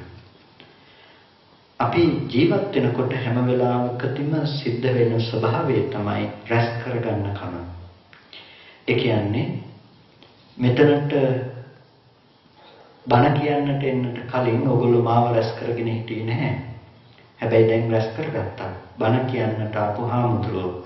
හෙට දවසේදී ඕගොල්ලන්ට ලැබුණොත් පාරකයින් ඉන්නවා මාව දකින්න ඕගොල්ලෝ කියයි බණ කියපු හාමුදුරුවෝ පාරයින් ඉන්නවා කියලා. බණ කියපු හාමුදුරුවෝ පාරයින් ඉන්න පුළුවන්ද? බණ කියපු හාමුදුරුවෝ පාරයින් ඉන්න පුළුවන් නම් ඕක දකින ඔක්කොටම හිතෙන්න ඕනේ බණ කියපු හාමුදුරුවෝ පාරයින් ඉන්නවා කියලා. නමුත් දකින ඔක්කොටම හිතෙන්නේ නැහැ. ඕගොල්ලන්ට හිතෙනවා. එහෙනම් බණ කියපු හාමුදුරුවෝ පාරයින් ඉන්න පුළුවන්කම තිබුණේ නැහැ. ඔන්න ඕගොල්ලෝ රැස් කරගත්ත බණ කියපු හාමුදුරුවෝ පාරයින් ඉන්නවා කියලා එළියෙන් අනාත්ම රූපයක් ඇහැට ආපු තැනක තමන් සිහිපත් කරගත්ත බණ කියපු හාමුදුරුවෝ ඒකත් රැස් කරා. ඊළඟ දවසේ සේනාසනයේ පැත්තෙන් ඕගොල්ලන්ට මාව දකින්න පුළුවන් වුණා. තායදා බණ කියපු අර පාරයින් හිටපු හාමුදුරුවෝ මේ ඉන්නේ. එතකොට දැන් ඕගොල්ලෝ තව ටිකක් සිහිපත් කරගත්තා. දැන් ඒ බණ කියපු පාරයින් හිටපු හාමුදුරුවෝද ඉන්නේ. එහෙම නැත්නම් ඇහැට අනාත්ම වර්ණ සටහනක් පේන තැනක තමන් සිහිපත් කරගන්නවද බණ කියපු පාරයින් හිටපු හාමුදුරුවෝ. තමන් සිහිපත් කරගන්න දේ. ඒ නිසා තමයි කිව්වේ රූප උපාදානස්කන්ධය කියනකොට ආශ්‍රව සහිත උපාදාන සහිත තැනකින් අරමුණු කරන්නේ. ඒ බණ කියපු හාමුදුරුවන්ට ඔයගොල්ලෝ කැමති වෙන්න පුළුවන්, අකමැති වෙන්න පුළුවන්, කැමතිත් නොවේ, අකමැතිත් නොවේ පවතින්න පුළුවන්. නමුත් ඉන්නේ රූප උපාදානස්කන්ධය මත. ගද්දුලබද්ද සූත්‍රයේදී බුදු පියාණන් වහන්සේ පැහැදිලි කරනවා ගද්දුලබද්ද කියලා කියන්නේ බඳින ලද, ගද්දුල කියන්නේ බල්ලට. බඳින ලද බල්ලා. කණුවක බල්ලෙක් ගැට ගහලා හිටියොත් මේ කණුවක ගැට ගහපු බල්ලා මේ කණුව වටේට කැරකෙනවා. ඇවිත්තොත් කණුව වටේට, හිටගත්තොත් කණුව ළඟ වයින්. ඉඳගත්තත් කණුව ළඟ, නිදාගත්තත් කණුව ළඟ වයින්. ඒ වගේ මේ අසෘතවත් පුතඥය පංච උපාදානස්කන්ධයකම ඇවිදිනවා, පංච උපාදානස්කන්ධයකම සැරිසරනවා, පංච උපාදානස්කන්ධයකම ඇසුරු කරනවා. ඒ වගේ අපි ඇසුරු කරනවා. අපි පංච උපාදානස්කන්ධ මානසික මට්ටමක්. අපි දන්න අම්මා, දූ, පුතා. ඒ නිසා මේ දෙයින් අපිට දුක එනවා. ඇයි? අම්මා නැති වෙනකොට අපි හිතනවා අම්මා නැති වුණ නිසා මට දුක ආවේ කියලා. අපි ඒ දුක විඳිනවා. හැබැයි අපි දන්නේ නැහැ අපි දුක් විඳේ අම්මා නැති වුණාට නෙමෙයි අම්මා ජීවත් වුණාට කියලා. අපි අඬන්නේ, අපි වැළපෙන්නේ අම්මා නැති වුණාටද අම්මා ජීවත් වුණාටද? අපි අඬන්නේ අම්මා ජීවත් වුණාට. ඒ ජීවත් වුණාට කියලා කියන්නේ. ජීවත් වෙච්ච කාලේව හිතනකොට නෙමෙයිද දුක එන්නේ? මෙච්චර ආදරෙන් මට සලකපු, මගෙත් එක්ක මෙච්චර කාලයක් හිටපු අම්මා කියන එක. කෙනෙකුගේ මරණය ඔයගොල්ලන්ට දුකක් වෙන්නේ නැහැ. අද දවසේ ලෝකෙ කොච්චර මිනිස්සු මැරෙනවද? ඔයගොල්ලන්ට දුක එනවද? දුක එන්නේ නැහැ. එහෙනම් මරණය නෙමෙයි දුක ගෙනාවේ. ඔයගොල්ලෝ දන්න, හඳුනන, ආදරය කරන කමත් එක්ක, ඔයගොල්ලෝ ඇසුරු කරපු කමත් එක්ක, ඒ ඇසුරු කරපු, දන්න, හඳුනන, ආදරණීය අම්මා මැරුණොත් අන්න දුකයි. අපි කියයි මැරුණාම දුකයි කියලා. නෑ, මැරුණ නිසා නෙමෙයි දුක ආවේ. ඒක ඇසුරු කරපු කම නිසා. අපේ සේනාසනේ ඉන්න එක පොඩි හාමුදුරු කෙනෙක්, මේ පොඩි හාමුදුරුගේ තාත්තා පොඩි කාලෙම නැති වෙලා. මේ පොඩි හාමුදුරු කියනවා ඒක සම්පූර්ණම ඇත්තම පොඩි කාලෙදී මට හොඳට මතකයි තාත්තා නැති වුණු දවසේදී මට ඒක වැඩි ගාණක් තිබුණේ නෑ. මට මහ දුකක්, තේරුමක් තිබුණේ නෑ. හැබැයි අක්කල දෙන්නගෙන් පොඩි අක්කට සාමාන්‍ය ටිකක් දුකක් තිබුණා. ලොකු අක්කට ඊට වඩා, ලොකු අක්කට සහ අම්මට මහා දුකක් තිබුණා. ඒගොල්ලෝ අඬමින් වැළපෙමින්ම හිටියා. නමුත් අපි යාළුවොත් එක්ක එහෙට මෙහෙට යන මට්ටමින් හිටියා කියලා. එතකොට දැන් මේ තාත්තා නැති වෙනකොට නම් මේ දුක ආවේ වටපිටාවේට කෙසේ වෙතත් පවුලයටවත් එක දුකක් ගෙනල්ලා දෙන්නේ නැහැ. ඒ කියන්නේ එකම මට්ටමකින් දුක ගෙනල්ලා දෙන්නේ නැහැ. ඇයි මේ විවිධ මට්ටම් වලින් දුක ගෙනාවේ? අසුරු කරලා පුරුදු ආශ්‍රව රැස් කරගෙන තිබුණේ විවිධ මට්ටම් වලින්. පුංචි දරුවට පුංචි ළමයාට අර රූපය ගැන තිබුණු ආශ්‍රව ඒ ගැන තේරුම එයාට නැහැ. ඊට වඩා වැඩි හිටි වෙනකොට එයා රැස් කරගෙන තියෙන ප්‍රමාණය ඊට වඩා වැඩි. අම්මා ළඟට එනකොට ඒක බොහොමයි. ඒ නිසා දුකේ නානත්වයක් තිබුණා. අපි කියනවා නම් මරුණු නිසායි දුක ආවේ කියලා. මේ හතර දිනාටම මේ ඔක්කොටම එක සමාන විදිහට ඒ දුක එන්නේ. නමුත් මරුණු නිසා නෙමෙයි දුක ආවේ. එහෙනම් දුක ආවේ මොකද්ද? මේ තණ්හාව කරපු ප්‍රමාණයට අනුව චන්ද්‍රාගය අනුව තමයි අපිට දුක ගෙනල්ලා දුන්නේ. ඒ තණ්හා කලේ අපි රැස් කරගෙන හිටපු ආශ්‍රව ටික අනුව ඒ රූපෙට අපි ඇලුන බැඳුන ඇලීම බැඳීම අනුව තමයි අපිට දුක කියන දේ ගෙනල්ලා දුන්නේ. ඒ නිසා අම්මා මරුණට දුක් වෙනවා කියනකට වඩා හොඳයි අම්මා ජීවත් වුණාටයි දුක් වෙන්නේ කියන එක. මොකද ඒ ජීවත් කරගන්න මානසික මට්ටම නිසා තමයි කෙනකෙනා දුක් විඳින්නේ. ඒ නිසා අපිට අද දවසේදී උපාදානස්කන්ධය කියන එක පිරිසිදු දකින්නකොට ඔන්න ඔය කාරණාව හොඳට පැහැදිලි වෙන්නට ඕනේ. පැහැදිලි වෙන්නට කියලා කියන්නේ ඔබ අද දවසේදී හරියට ධර්ම මාර්ගය තුල ගමන් කරනවා නම් ප්‍රතිපදාව වඩනවා නම් ඔබට ඒ තුල ප්‍රත්‍යක්ෂ වෙන්නට ඕනේ පංචස්කන්ධයත් උපාදානස්කන්ධයත් මොකක්ද කියන එක හොඳට පැහැදිලි වෙන්නට ඕනේ. උපාදානස්කන්ධය කියනකොට අපි විඳින මානසික මට්ටම වැරදි බව ඔබට තේරෙන්නට ඕනේ. ස්කන්ධයන්ගේ අනිත්‍ය බව අනාත්ම බව ඔබට වැටහෙන්නට ඕනේ. රූපස්කන්ධය කියන එක හටගෙන ඉතුරු නැතුව නිරුද්ධ වෙන දෙයක්. රූපස්කන්ධයට අයිති බව තිබුණේ නෑ අම්මා තාත්තා ගෙවල් දොරවල් රූපස්කන්ධෙ තිබුණේ නෑ අනාත්ම ලක්ෂණ ටිකක් තිබුණේ. මෙන්න මේ ලක්ෂණය මේ ස්වභාවය ඔබට තේරුම් ගන්නට ඕනේ. ඒ නිසා තමයි මේක තේරුම් ගන්න තමයි නුවණක් ඕනේ කියලා කිව්වේ. අර ලෝකෙට මේ නුවණ අයිති නෑ. මේක තේරුම් ගන්න විශිෂ්ට නුවණක් ඕනේ. ඒ හොඳ කල්පනාකාරී බවක් නොතිබුණොත්, පේන දෙයට ඔබෙන් පවත්තන නුවණක් නොතිබුණොත් අපිට මේක අවබෝධ කරගන්න බෑ. මොකද අපි පේන දේත් එක්කම සෙල්ලම් කරන්නේ බවට පත් වෙනවා. බල්ලෙකුට ගල් කැටයක් මස් කට්ටක් දැම්මා වගේ දෙයක්. ඒකත් එක්කම හැසිරෙනවා වගේ අපි පේන දේත් එක්කම හැසිරෙනවා නම් අපිට බෑ මේක තේරුම් ගන්න. ඒ නිසා ඊට ඔබෙන් පවත්තන නුවණක් විදිහටයි අපිට කිව්වේ මේක පිරිසිඳ දැක්ක යුතු ධර්මයක් පංච උපාදානස්කන්ධය. එතකොට අපිට ස්කන්ධ ධර්මතා පිළිබඳව නුවණක් ඇති වෙන්නට ඕනේ. අම්මා පිළිබඳව විඳින වේදනාව තියෙනවා නම් සැකසහගතයකට කියනවා වේදනා උපාදානස්කන්ධය කියලා. අම්මා පිළිබඳව පවත්තන සංඥාවක් තියෙනවා නම් හිතන කමක් තියෙනවා නම් දැනගන්න කමක් තියෙනවා නම් ඒකට කියනවා පංච උපාදානස්කන්ධය කියලා මේ ටිකට. ඊට පස්සේ අනාත්ම ස්වභාවයකින් පවතින භූතයට කියනවා යථාර්ථයට කියනවා ස්කන්ධ ධර්මතාවය කියලා. මෙන්න මේ දෙක විදිහට අපිට අවබෝධ වෙන්නට ඕනේ. ආර්ය අෂ්ටාංගික මාර්ගය තුල ඔබ හරියට යනවද වඩනවද කියලා ඔබට තීරණය කරගන්න පුළුවන්. ඔබට යම් පමණකින් හරි මේ ධර්මතාවයන් ගැන නුවණක් ඇති වෙමින් පවතිනවා නම් නුවණක් ඇති වෙනවා නම් ඊට පස්සේ දෙවෙනි කාරණාව ඔහු ප්‍රහාණය කළ යුතු ධර්මය ප්‍රහාණය කරනවා. මොකද්ද ප්‍රහාණය කළ යුතු ධර්ම? අවිද්‍යාවත් භව තණ්හාවත්. අවිද්‍යාව කියන්නේ නොදන්නකම, චතුරාර්ය සත්‍ය ධර්මය නොදන්නකම. මොකද්ද චතුරාර්ය සත්‍ය ධර්මය? දුක්ඛ සත්‍ය, සමුදය සත්‍ය, නිරෝධ සත්‍ය, මාර්ග සත්‍ය. අපි දන්නවා දුක්ඛ සත්‍ය, සමුදය සත්‍ය, නිරෝධ සත්‍ය, මාර්ග සත්‍ය කියලා.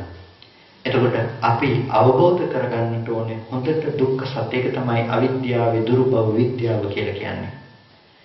හරියට ආර්ය අෂ්ටාංගික මාර්ගයේ වඩන කෙනාට අවිද්‍යාව ක්‍රමක්‍රමයෙන් තුනී බවට පත් වෙනවා. යථාර්ථයේ පෙනෙනවා. දුක අවබෝධ වෙනවා කියන එක තේරෙන්නට ඕනේ. දුක කියලා කියන්නේ මොකද්ද? ජාතිපි දුක්ඛ, ජරාපි දුක්ඛ, ව්‍යාධිපි දුක්ඛ, මරණම්පි දුක්ඛං, අප්පේ සංපයෝගෝ දුක්ඛෝ, පියේ විප්පයෝගෝ දුක්ඛෝ, යම් පිච්ඡන්න ලබති තම්පි දුක්ඛං. ඉපදීම, ලෙඩවීම, මරණය, මහලු බව, කැමැති අයගෙන් වෙන්වීම, අකමැති අය හා එක්වීම, කැමැති දේ නොලැබීම කියන මේ දේවල් දුකයි කියලා අපි දන්නවා. මේ ටික දුකේ තියෙන දුක් වේදනාවක්. වේදනාවක් විදිහට අපිට දුක දැනෙන දෙයක් මේ කියන්නේ. දුක් වේදනාව. දුකේ තියෙන දුක්ඛ ලක්ෂණ ටිකක්. ඔය දුක්ඛ වේදනාව අවබෝධ කරගන්න ලෝකේ බුදුරජාණන් වහන්සේ නමක් ඕනේ නැහැ. ඇයි? තිරසංගත සතෙකුත් දන්නවා කයට දුකක් එනකොට, හිතට දුකක් එනකොට දුකක් කියන කවුරුත් දන්නවා. අපිත් දන්නවා. මේ ශාසනයෙන් බැහැර අයත් දන්නවා. හිතට දුකක් එනකොට, කයට දුකක් එනකොට දුකයි කියන්නේ. ඒකට කියන්නේ නැහැ දුක්ඛ ආර්ය සත්‍ය අවබෝධ කරගන්නවා කියලා. දුක්ඛ ආර්ය සත්‍ය අවබෝධ කරගන්න තියෙන නුවණකින්. ඒ නිසා දුකේ තියෙන ලක්ෂණ ටිකක්. ඒ දුක්ඛ ධර්මතාවය අවබෝධ කරගත යුත්තේ දුක්ඛ ලක්ෂණයන්ගෙන්. මොකද්ද දුක්ඛ ලක්ෂණය? පළවෙනිම ලක්ෂණය දුකේ තියෙන ස්වභාවයක්. මේ දුකේ සංකතාර්ථයක් තියෙනවා. ඒ වගේම දුකේ තියෙනවා සංතාපාර්ථයක් තියෙනවා. මේ දුකේ සංකත ලක්ෂණය කියලා කිව්වේ හේතුන්ගෙන් සකස් කරපු බව. මේ දුකේ තියෙන දුක්ඛ ලක්ෂණය. ඒ වගේම පීලනාර්ථය දුකේ තියෙන ලක්ෂණය. විපරිණාමාර්ථය දුකේ තියෙන ලක්ෂණය. පීලනාර්ථය කියනකොට පෙළීම. දුකේ තියෙන දුක්ඛ ලක්ෂණයන්ගෙන් පීලනාර්ථය කියනකොට පෙළීම. පීලනට්ඨෝ කියලා එක දක්වනවා. පීලනට්ඨෝ. පීලනාර්ථය පෙළීමේ අර්ථය. පෙළීම කියනකොට අපි දන්න පෙළීම කායික පෙළීමත් මානසික පෙළීමත්. මෙතන කතා කරන්නේ කායික මානසික පෙළීමම නෙමෙයි.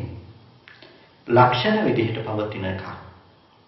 ඒ ලක්ෂණය තමයි පීලනාර්ථයේ තියෙන ලක්ෂණය. හේතු පෙළෙන බව. හේතු ධර්මයන්ගේ ඇති පෙළීම පීලනාර්ථයේ දුක්ඛ ලක්ෂණය. හේතු ධර්මයන්ගේ පෙළීම කියලා කියන්නේ හේතුවට ඕන විදිහට පවතින්නට පුළුවන් කමක් නැත්තේ නෑ. හේතුවට ඕන විදිහට පවතින්න පුළුවන් කමක් නැත්තේ නෑ. හේතුව නැති වෙලා යනවා. ဒုတိ ය ද්වය සූත්‍රයේ වගේ සූත්‍ර දේශනාවක් බලනකොට දකින්න පුළුවන් මේ ඇහැ කියන එක අනිත්‍ය ධර්මයක්, නැති වෙලා යන විපරිණාම ස්වභාවයට තියෙන ධර්මයක්. රූපය කියන එක අනිත්‍ය විපරිණාම ස්වභාවයක්.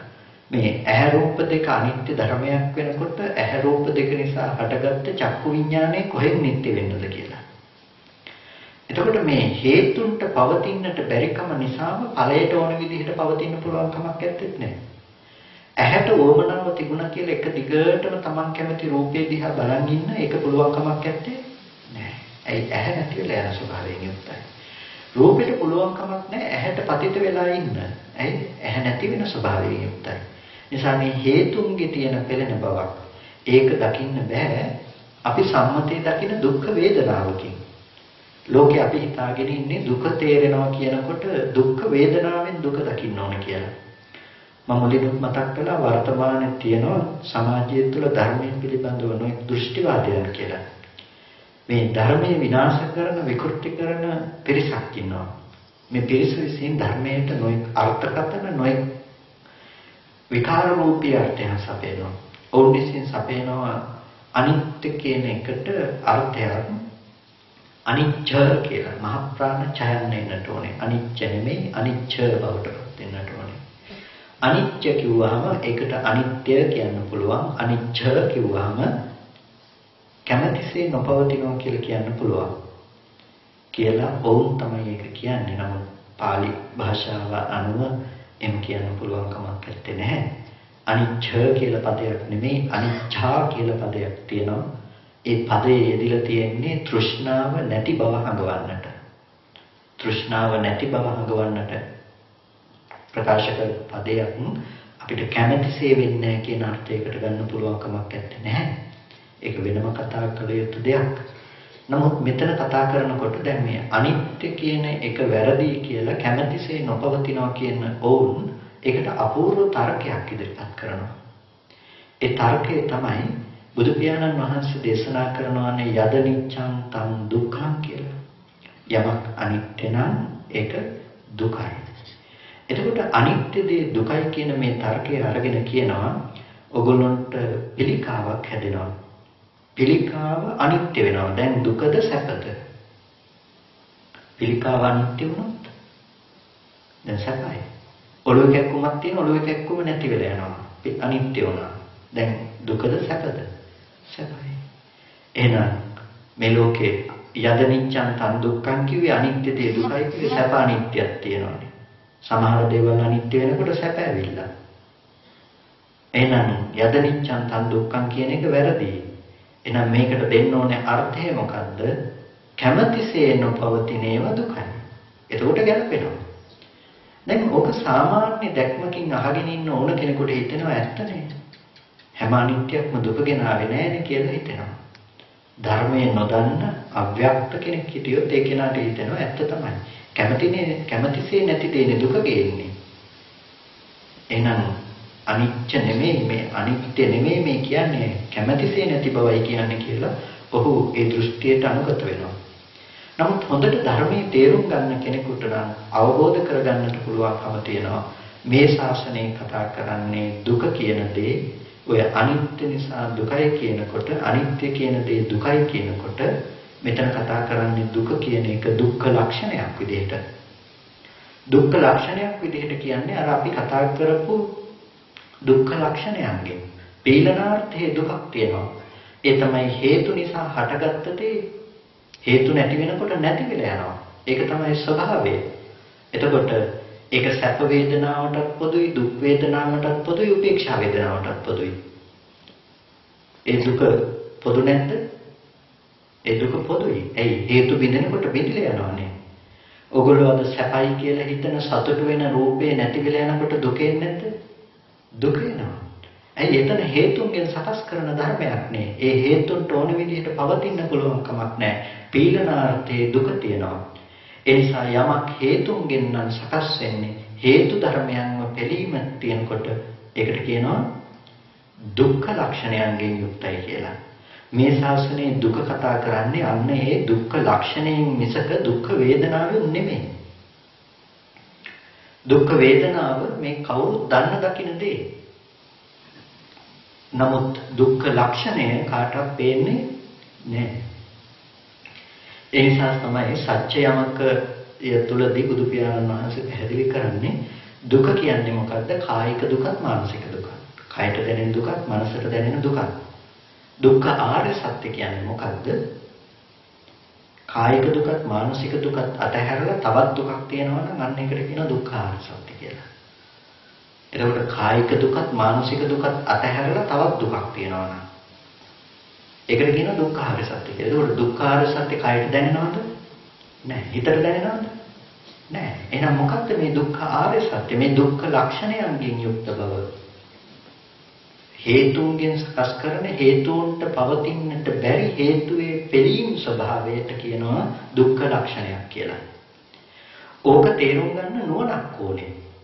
හිත මනස ප්‍රඥාව වෙහෙසන්නට ඕනේ. වෙහෙසලා අවබෝධ කරගත යුතු දෙයක්, පිරිසිදු දැක්ක යුතු දෙයක්. එහෙම නැතුව ඕක තේරෙන්නේ නැහැ. හැබැයි අපේ ඇත්තෝ ගොඩක් වෙලාවට අකමැතිනේ හිතන්න. හිතන්න අකමැති නිසාම අර ලේසියෙන් ගන්න පුළුවන් නේද ඉක්මනට ගන්නවා. ඒක ධර්මයක් වුණත් එකයි අධර්මයක් වුණත් එකයි ධර්මය කියලා හිතාගෙන ධර්මය ගන්නවා. ඒක ලේසිනේ. නිවන් දකින්න ලේසි ඉක්මනට මාර්ගඵල දෙනවා ඉක්මනට ධ්‍යාන හම්බ වෙනවා ලේසි හරි. ඒ නිසා නොයෙක් පිරිස් අධර්මයේ වෙත ගමන් කරනවා. නමුත් ඇත්තටම දුක්ඛ ආර්ය සත්‍ය පිරිසිදු දැක්ක මට්ටමක අපි ඉන්නවා නම් අපිට එහෙම දෙයක් වෙන්නේ නැහැ. මම එක තැනකදී දැක්ක ඔය අධර්මවාදී තැනකට ගිහිල්ලා එතන කෙනෙක් තමන්ගේ අදහස් දක්වනවා සෝවාන් ඵලලාභියෙක්. තමන්ගේ අදහස් දක්වනකොට අපි ඒ කෙනාගේ පුද්ගලික ජීවිතය පිළිබඳව දන්නවා. මේ පුද්ගලික ජීවිතය පිළිබඳව දැන බොරු කියනවා. තමන්ගේ අධ්‍යාපන මට්ටම සහ තමන්ගේ වෘත්තීය මට්ටම කියනවා මම මේ මට්ටමේ ඉඳලා තමයි මේ බණ අහලා අවබෝධ කරගත්තේ කියලා. දැන බොරු කියන්නේ. එතකොට මේ සෝවාන් ඵලයට හාමුදුරුවෝ අනුමත කරලා දෙනවා සෝවාන් ඵලලාභියා බලනකොට දැන බොරු කියලා. දැන් මෙහෙම වෙන්න පුළුවන්ද? මේ නිවැරදිව ධර්මය අවබෝධ කරගත්ත සක්කාය දිට්ඨිය දුරු කරගත්ත උත්මේකට තමන්ගේ ආත්ම සංකල්පය තව දුරටත් ওই විදිහට පවත්වාගෙන යන්න කැමැත්තක් තියෙන්නේ නැහැ. ඒ නිසා මෙන්න මේ විදිහේ අධර්මයන්ට හසු නොවෙන්න නම් අපිට සිද්ධ වෙනවා මේ ධර්මය හරි තැනින් තේරුම් ගන්න. ඒකේ දුක තේරුම් ගන්නකොට අපිට ඒක අවබෝධ කරගන්න තියෙන්නේ මේ ලෝකේ නැති වෙලා යනකොට අපි කැමැතිසේ පවතින්නේ නැති වෙනකොට දැනෙන මානසික දුකක් විදිහට නෙමෙයි. අපි කැමැති විදිහට තියෙන්නේ නැති දුක මොකද්ද වෙන්නේ? ඒක මානසිකව ලැබෙන දුකක් ඒක. හැබැයි ලෝකේ අපි කැමති විදිහට තියනවා නම් එහෙනම් දුක නෑ. එහෙනම් දුක නැති තැනක් තමයි දිව්‍ය ලෝකේ පරදත්තු මේ දිව්‍ය ලෝකේ යනකොට පරිණිම්මිත වසවත්ති ආදී දිව්‍ය ලෝකවල ජීවත් වෙනකන් දුක නෑ. ඒ ඔක්කොම කැමති පරිදි වෙනවානේ. දුක නෑ. පටන් ගන්නකොටයි ඉවර වෙනකොටයි දුක වෙන එක වෙනම දෙයක්. නමුත් ඉන්නකන් දුක නෑ. නමුත් බුදු පියාණන් වහන්සේ එහෙම දේශනා කළේ නෑ. ඒ හැම තැනකම දුක්ඛ ලක්ෂණය තියෙනවා. හැම තැනකම පවතින දුක්ඛ ලක්ෂණය කියලා පෙන්වන්නේ මොකද්ද? මේ හේතු නිසා හටගත්ත ධර්මය හේතු නැති වෙනකොට නැති වෙලා යන ස්වභාවයෙන් යුක්ත බව ඒ හැම තැනකටම පොදුයි. ඒ නිසා තමයි මරණය තියෙන්නේ හැම තැනකම. හේතුන්ගෙන් හටගත්ත දේ හේතු නැති වෙනකොට නැති වෙලා යනවා. ඒ නිසා අපිට හේතුන්ගේ පීලනාර්ථය දත යුතුයි. ඊට පස්සේ හේතුන්ගේ සංතාපාර්ථය දත යුතුයි. තැවෙන ස්වභාවය, පරිපාක ස්වභාවයට කියනවා සංතාපාර්ථය කියලා. මොහුකුරා යන ස්වභාවය, වැය දක්වා අරගෙන යන ස්වභාවයට කියනවා සංතාපාර්ථය කියලා. මේ ගහක ලොකු වෙන බවක් තියෙනවා. තේජෝ ගුණිකත්වය නිසා කොළ ඉදෙන බවක් තියෙනවා. පරිපාකයට යනවා. ඒ වගේ හටගත්ත ධර්මයේ පරිපාකයට යවන තේජෝ ගුණිකත්වයට කියනවා සංතාපාර්ථය කියලා. ඊට පස්සේ කියනවා විපරිණාමාර්ථය. විපරිණාමයේ වෙනස් වෙන ස්වභාවයෙන් යුක්තයි. ඒ වගේම සංකතාර්ථය මේ හේතුන්ගෙන් සකස් කරන ස්වභාවයකින් යුක්තයි. දුක අවබෝධ වෙනකොට මෙන්න මේ දුක්ඛ ලක්ෂණයන්ගෙන් අපිට දුක අවබෝධ වෙන්න ඕනේ. මේ කියන දුක්ඛ ලක්ෂණයන්ගෙන් අපිට දුක අවබෝධ වෙනවා. මේ දුක්ඛ ලක්ෂණයෙන් දුක අවබෝධ වෙන්නේ නැත්නම් එහෙනම් අපි දුක අවබෝධ කරන විදිහේ පොඩි ගැටලුවක් තියෙනවා. දුක පිරිසිදු දකින්නවා කියන එකේ අපිට ගැටලුවක් තියෙනවා. කැමැතිසේ නොපවතින දේ දුකයි කියලා හිතාගෙන ඉන්නකන් ගැටලුවක් තියෙනවා. ගැටලුව තියෙන්නේ. කැමැත්ත ඉෂ්ට කරන දේ සැපයි නේද? එහෙනම් ලෝකේ සැප දේවලු ලෝකේ තියෙනවා. ඒ නිසා මෙන්න මේ විදිහට අපිට සමහර වෙලාවට ඕන් තරක නගනකොට අපේ බෞද්ධ ඇත්තන්ට ධර්මයේ ගොඩක් දන්නේ නැති වුනහම ප්‍රතිතර්කයක් නගන්නට තම වෙලාවකට තේරෙන්නේ නැහැ. ඒක භික්ෂුන් වහන්සේ නම ප්‍රකාශ කරන ත්‍රිකෝණය අනිත්‍ය නැහැ කියලා. ත්‍රිකෝණයට පාද තුනක් තියෙනවා. මේක ගල් යුගයේ තිබුණා, අද යුගයේ තිබුණා, තව කල්ප ගානක් ගිය ත්‍රිකෝණය නම් ත්‍රිකෝණයට පාද තුනයි. ත්‍රිකෝණයට පාද තුන එක නිත්‍ය ධර්මයක් කියලා. දැන් බුදුරජාණන් වහන්සේ අනිත්‍ය කතා කළේ ඔතනින්ද? ත්‍රිකෝණය අනිත්‍යයි කියන තැන නෙමෙයි අනිත්‍ය කතා කළේ. ඇහැ අනිත්‍ය නම්, රූපය අනිත්‍ය නම් එතන කොහෙද ත්‍රිකෝණයක් ගැන කතා කරන්න පුළුවන්කම තියෙන්නේ? ඇහත් නැත්තම්, රූපෙත් නැත්තම්, කයත් නැත්තම්, පොට්ටබ්බයත් නැත්තම් ත්‍රිකෝණයක් තියෙයිද? ත්‍රිකෝණයක් නැහැ නේද මෙතන. ත්‍රිකෝණය ගැන දැක්මකුත් නැහැ නේද මෙතන. බුදුරජාණන් වහන්සේ අනිත්‍යතාවය කතා කළේ භෞතික රූපේ බිඳ යනවා කියන බවින්ම නෙමෙයි. උපාද වයට්ඨේන උදේවය ස්වභාවය නිසා කතා කළේ අනිත්‍ය කියන බව. ඒ නිසා මේ උපාද වයට්ඨේන කියන ස්වභාවය අපිට දකින්න බෑ කැමැතිසේ පවතින්නේ නැහැ කියන එකෙන්. එහෙනම් අපිට චතුරාර්ය සත්‍ය ධර්මය අවබෝධ වෙන්නට ඕනේ අන්න ඒ විදිහට. එතකොට ඒකේ දුක්ඛ සත්‍ය කියන එක අපිට අවබෝධ වෙන්නට ඕනේ අර දුකයි කියලා හිතට දැනෙන දුකයි, කයට දැනෙන දුකයි නෙමෙයි. අපිට තියෙන හැම තැනකම දුක තියෙනවා. ඒ හේතුන්ගෙන් සකස් කරපු දෙයක්. හේතු නැති වෙනකොට නැති වෙනවා. දුකෙත් දුක තියෙනවා, සැපෙත් දුක තියෙනවා, උපේක්ෂාවෙත් දුක තියෙනවා. දුක්ඛ ආර්ය සත්‍යයට ඔය ඔක්කොම යටත්. සමුදය කියනකොට අපි හිතාගෙන ඉන්න සමුදය තණ්හාව. තණ්හාව තමයි සමුදය. හැබැයි අපි හිතාගෙන ඉන්න අපි දන්නේ එක මට්ටමකින්. අපි හිතාගෙන ඉන්නේ මේසෙට තියෙන තණ්හාවත් සමුදයක් කියලා. ඒක සමුදයක්. හැබැයි සමුදය කියන්නේ කොයිට වඩා සියුම් අර්ථයකට යනවා. ඒ නිසා තමයි සමුදය ගැන විග්‍රහ කරනකොට සමුදය ගැන විග්‍රහ කරනකොට ආයෝහනාර්ථයක් තියෙනවා සමුදය සත්‍යය. ආයෝහනාර්ථය කියලා කියනකොට මේ රැස් කරගන්න බව. අපි අපායට තණ්හාන්නේ. අපායට තණ්හා කරනව නේද? කවුරුත් අහුවත් කවුරුත් කැමති නැහැ. තණ්හාව නැත්තම් උපදිනවද? නෑ, තණ්හාව නැත්තම් උපදින්නේ නැහැ. එහෙනම් අපායට තණ්හාව තියෙන නිසා නෙමෙයි අපාය උපදින්නේ. තණ්හාව තියෙන නිසා. මේ තණ්හාව අපි කතා කරන දැඩි මේ මේසෙට කැමති කියන තණ්හාව මට්ටමම නෙමෙයි. මේක අපිට පංචකාමයේ මට්ටම මේ තණ්හාව. මෙතන කතා කරන තණ්හාව කියන එක ඊට වඩා සියුම්ම නිකාන්ති මට්ටමින් පවතින තණ්හාව. බොහෝ සියුම් මේ තණ්හාව රැස් කරගන්න බව. අපාය කියලා හිතනකොට ඒ ස්කන්ධ ටිකට කරන තණ්හාව ගැන මේ කතා කරන්නේ. අපි හැම වෙලාවකදීම තණ්හා කරනවා හැම දෙයකටම කියලා අපි කිව්වට මේ තණ්හාවේ තියෙන අන්තිමේටම ගිහිල්ලා පොදු එකම ලක්ෂණය මොකද්ද? අපි අපිටම තණ්හා කරලා තියෙන එක. තණ්හාවේ තියෙන පොදු ලක්ෂණය තමයි තමන්ට තණ්හා කරපු එක. ස්කන්ධ ටිකට තණ්හා කරනවා. ස්කන්ධ ටිකට කැමති. මොහොතේ යනකොට නැවක මේ නැව දිරලා කැඩිලා හදිසිය අනතුරකට ලක් වෙලා ඔයගොල්ලන්ට සිද්ධ වෙනවා වතුරට වැටෙන්න. අසුචි තවරුණු ලෑල්ලක් හම්බ වෙනවා. ඔයගොල්ලෝ අසුචි කියලා එල්ලෙන්නේ නැතුව ඉඳීද? නෑ එල්ලෙන්නේ. අසුචි ඕන නිසාද? ලෑල්ල ඕන නිසාද? නෑ. ජීවිත තණ්හාව නිසා. ඒ වගේම තමයි ඔයගොල්ලෝ අපායට නම් අකමැති. හැබැයි අපාය කියලා හදන ස්කන්ධ ටිකට ඒ ටිකට කැමති. අපාය ඉපදුනොත් ගින්නට අකමැති. හැබැයි ගින්න විදින ස්කන්ධ ටිකට ඒ ටිකට කැමති. ඒ ටිකට තණ්හායි. ඒ ටිකට තණ්හා කර කර ගින්න නැතුව ඉන්න හදනවා. හරියන්නේ නැහැ. මොකද ඒ ටිකට තණ්හාව තියෙනකන් එතනම උපදිනවා. ඒ නිසා මෙතන ලොකු ගැටලුවක් තියෙනවා. තණ්හාව කියන එක අපි බාහිර වස්තුවට දකින තණ්හාවට වඩා බොහොම ගැඹුරට යන කතාවක් බවට පත් වෙනවා. තමන්ට තණ්හා කරන කමක් අන්තිමේට වෙන්නේ ස්කන්ධ ටිකට කරන තණ්හාවක්. අන්තිමේටම ගිහිල්ලා අපි කැමති වෙලා තියෙන්නේ කර්මය සකස් කරගෙන තියෙන්නේ ඔක්කොම අන්න ඔය දේ නිසා තණ්හාව නිසා. මේ ගේ හදන්නේ කවුද? මේ තණ්හාව නැමැති වඩුව. මේ තෘෂ්ණාව නැමැති වඩුව කියලා මේකට කියන්නේ. අපි යන්න ඕනේ තැන තීරණය කරන්නේ අපේම කැමැත්ත. වෙන මොකක්වත් නෙමෙයි. ඒක සියුම්. දැන් අපි කියනවා මට පේන්න බැරි මිනිස්සෙක් ඉන්නවා. මම ওই මිනිස්සයාට හරි අකමැතියි. අකමැති මිනිස්සයාට මට කවදාවත් කැමැත්තක් ඇත්තේ නැහැ. එතකොට ඔය අකමැති මිනිස්සයා කියලා කිව්වේ පේන රූපෙද? පේන රූපේ තිබුණා නම් අකමැතිකම ඔක දකින ඔක්කොම කියන්න එපා ඔය මිනිස්සයා පේන්න බෑ කියලා. නමුත් පිරිසක් හොඳයි කියනවා.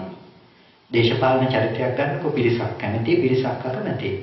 ඒකට මේ අකමැතිකම තිබුණේ ඔය රූපේ නම් ඔය රූපේ දකින ඔක්කොම කියන්න එපා ඔකට කැමති නැහැ කියලා. නමුත් පිරිසක් හොඳත් කියනවා.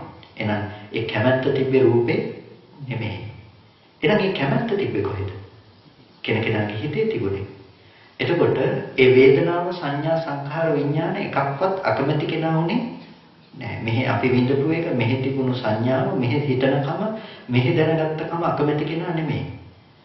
එහෙනම් ඒකක්වත් අකමැති කෙනා උනේ නැත්තම් ඔය රූප වේදනා සංඥා සංඛාර විඥාන කියන ඔය ටිකමට නම් අකමැති කෙනා කියලා අපි හදාගත්තේ. මට කියන්න තමන් කවුද කියලා. ඕගොල්ලෝ කවුද කියලා කියන්නේ කොහොමද? ඕගොල්ලෝ කවුද කියලා කවදාවත් ඕගොල්ලන්ට කියන්න හම්බෙන්නේ නැහැ. තමන් වෙච්ච ස්කන්ධයක් වෙනම තිබෙන්නේ නැහැ. මම ස්කන්ධ කියලා වෙනම එකක් නැහැ. මේ ස්කන්ධ පංචකයටම අකමැති කෙනා හදාගත්ත ඔය මානසික මට්ටමටම තමයි තමන්වත් නියෝජනය කලේ. තමන්ට තණ්හායි කියලා කියන්නේ අපි අකමැති කෙනාට තණ්හා කරනවා. අකමැති කෙනාට තණ්හා කරන්නේ එළියේ ඉන්න පුද්ගලයාට නෙමෙයි. අකමැත්ත හදලා දෙන මනසට තණ්හා කරනවා.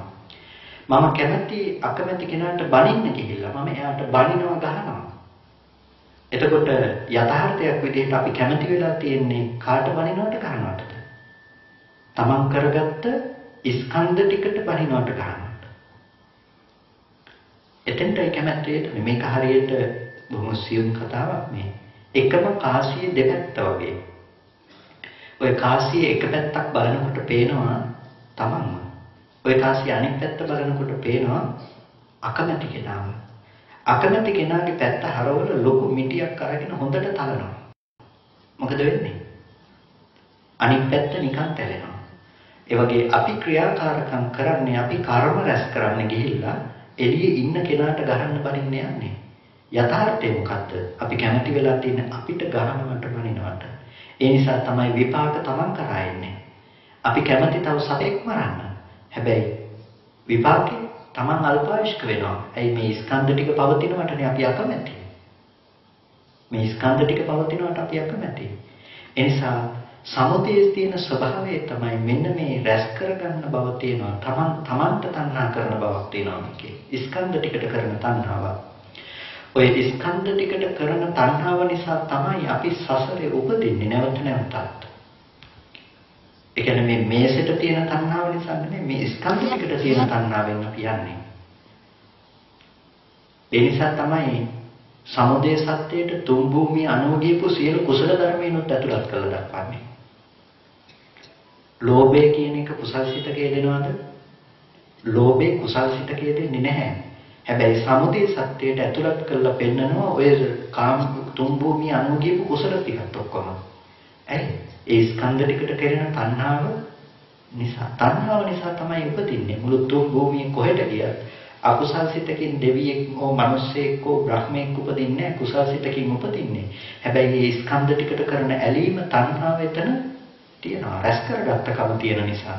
ඒ නිසා මේ තණ්හාවේ තියෙන භයානකම தත්ත්වය තමයි මේසෙට කරන තණ්හාව නෙමෙයි ආයෝහනාර්ථයේ තණ්හාවේ තියෙන. එනිසා ඔයගොල්ලන්ට අද ප්‍රකට වෙමින් පවතින්නට ඕනේ ආයෝහනාර්ථයේ තණ්හාව. සමුදය සත්‍ය කියන එක.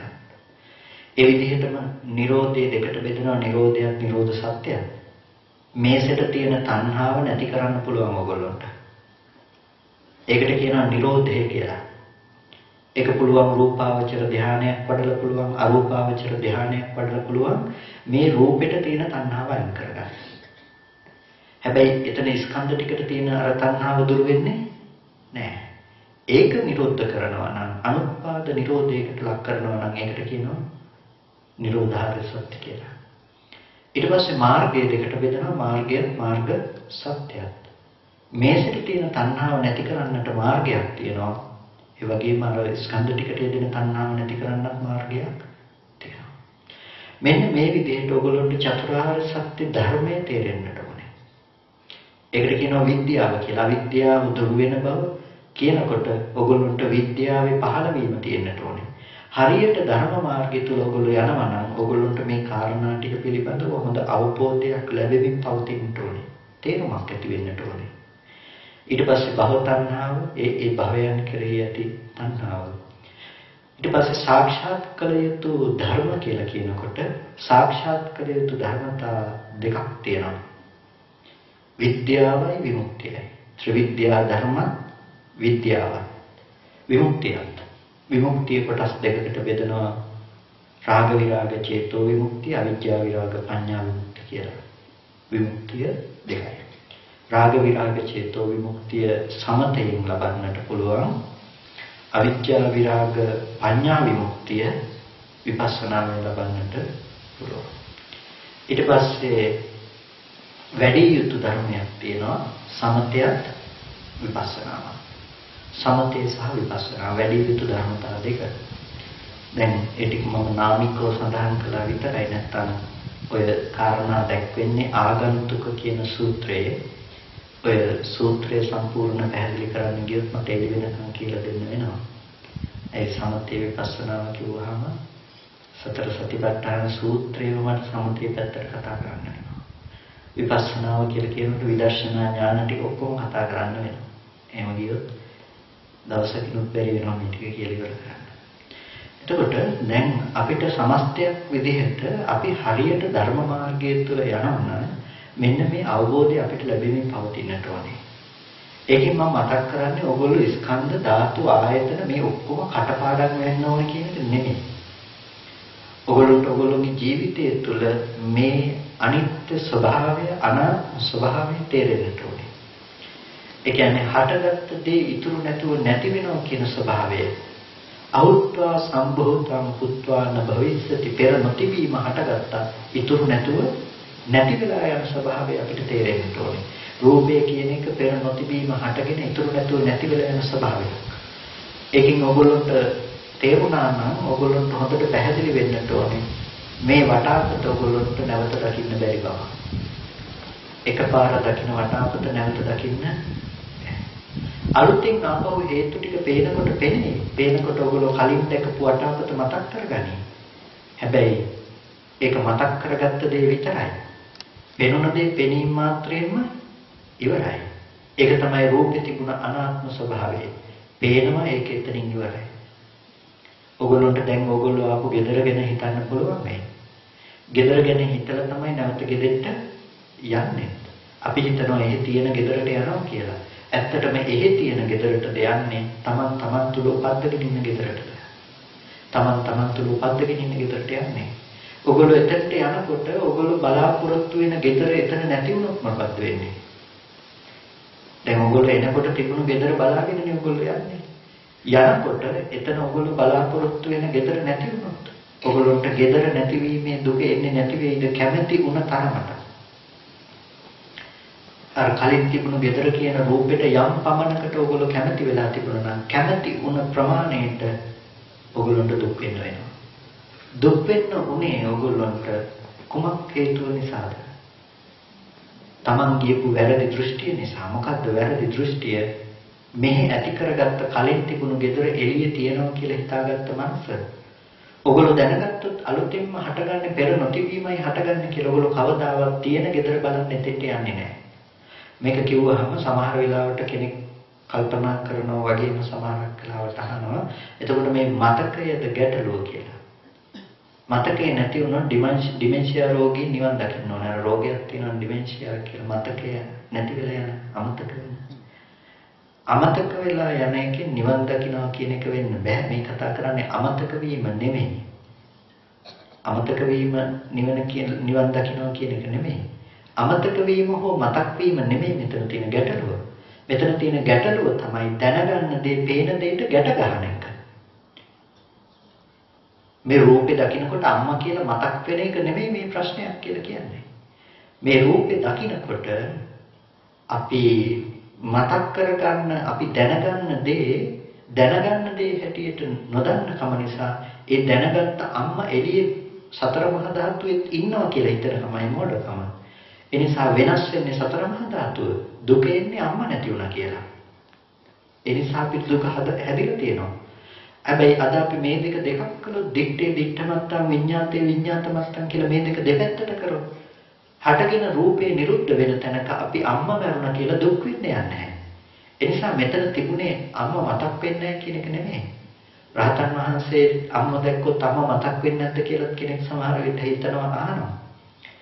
මේ කියන්නේ මතක් වෙන්නේ නැහැ කියන එක නෙමෙයි. මතක් වෙන රූපේ බාහිර තියෙනවා කියලා රැවටෙන්නේ නැහැ.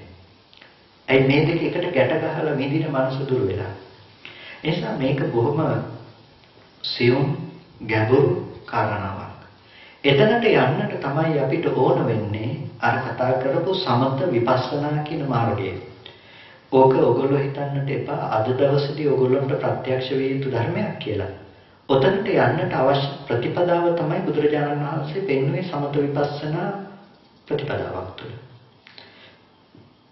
සමතෙන් කරන දෙයක් තියෙනවා විපස්සනාවෙන් කරන දෙයක් තියෙනවා. සමතේ ලක්ෂණය මොකද්ද? ඇත්ත ඇති හැටියට පෙන්වන කමට වඩා සමතේ ලක්ෂණය තමයි චිත්ත සමතතාවය. චිත්ත ඒකාග්‍රතාවය ඇති කරන එක. විසිරුණු හිත එකඟ කරන කම සමතයේ තියෙන ලක්ෂණයක්. යථාර්ථයේ පෙන්වන කම විදර්ශනාවේ තියෙන ලක්ෂණයක්. ඒ නිසා සමතයේ ඕනේ උනේ යථාර්ථයේ පෙන්වන්න නෙමෙයි. සමතයේ ඕනේ උනේ චිත්ත ඒකාග්‍රතාවයට. ඔන්න ඕක තේරුම් නොගත්තොත් තව අවුලකටපත් වෙනවා. සමතේ තියන්නේ ඇයි කියන එක නොදැනගත්තොත්. ඒ නිසා අපිට ලෝකෙ තුල සමහර වෙලාවට ඇහෙනවා ආනාපාන සතිය කියන්නේ මොකද්ද? ආස්වාස ප්‍රාස්වාසය යනවා අපි වඩන එක කියලා. අපි දන්නවා එහෙම. ඊට පස්සේ සමතේ තියෙන සමතාර්ථයේ තේරුම් නොගත් පුද්ගලයන් විසින් කියනවා හුලන් දිහා බලන් ඉඳලා නිවන් දකින්න පුළුවන්ද? හුලන් දිහා බලන් ඉඳලා නිවන් දකින්න බෑ. එහෙනම් ආනාපාන සතිය කියලා ඔය හුලන් දිහා බලන් ඉඳලා පුළුවන් ද නිවන් දකින්න? එහෙම කතාවක් කියනවා.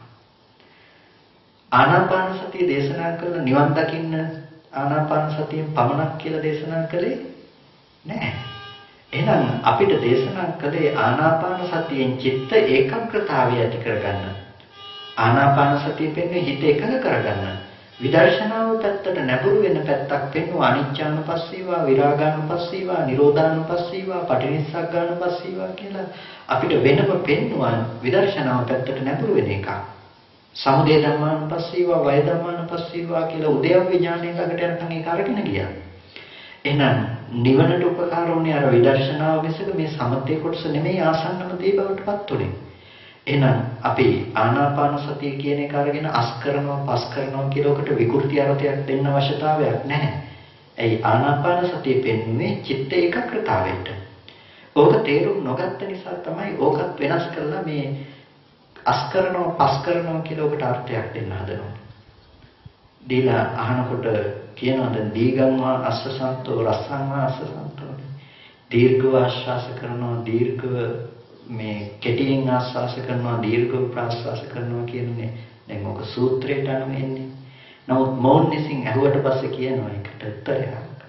මේ සසරේ දීර්ඝ කාලයක ඉඳලා කරපු හොඳ දේවල් ගන්නවා නරක දේවල් අයින් කරනවා කියන එකයි මේ කියන්නේ කියලා.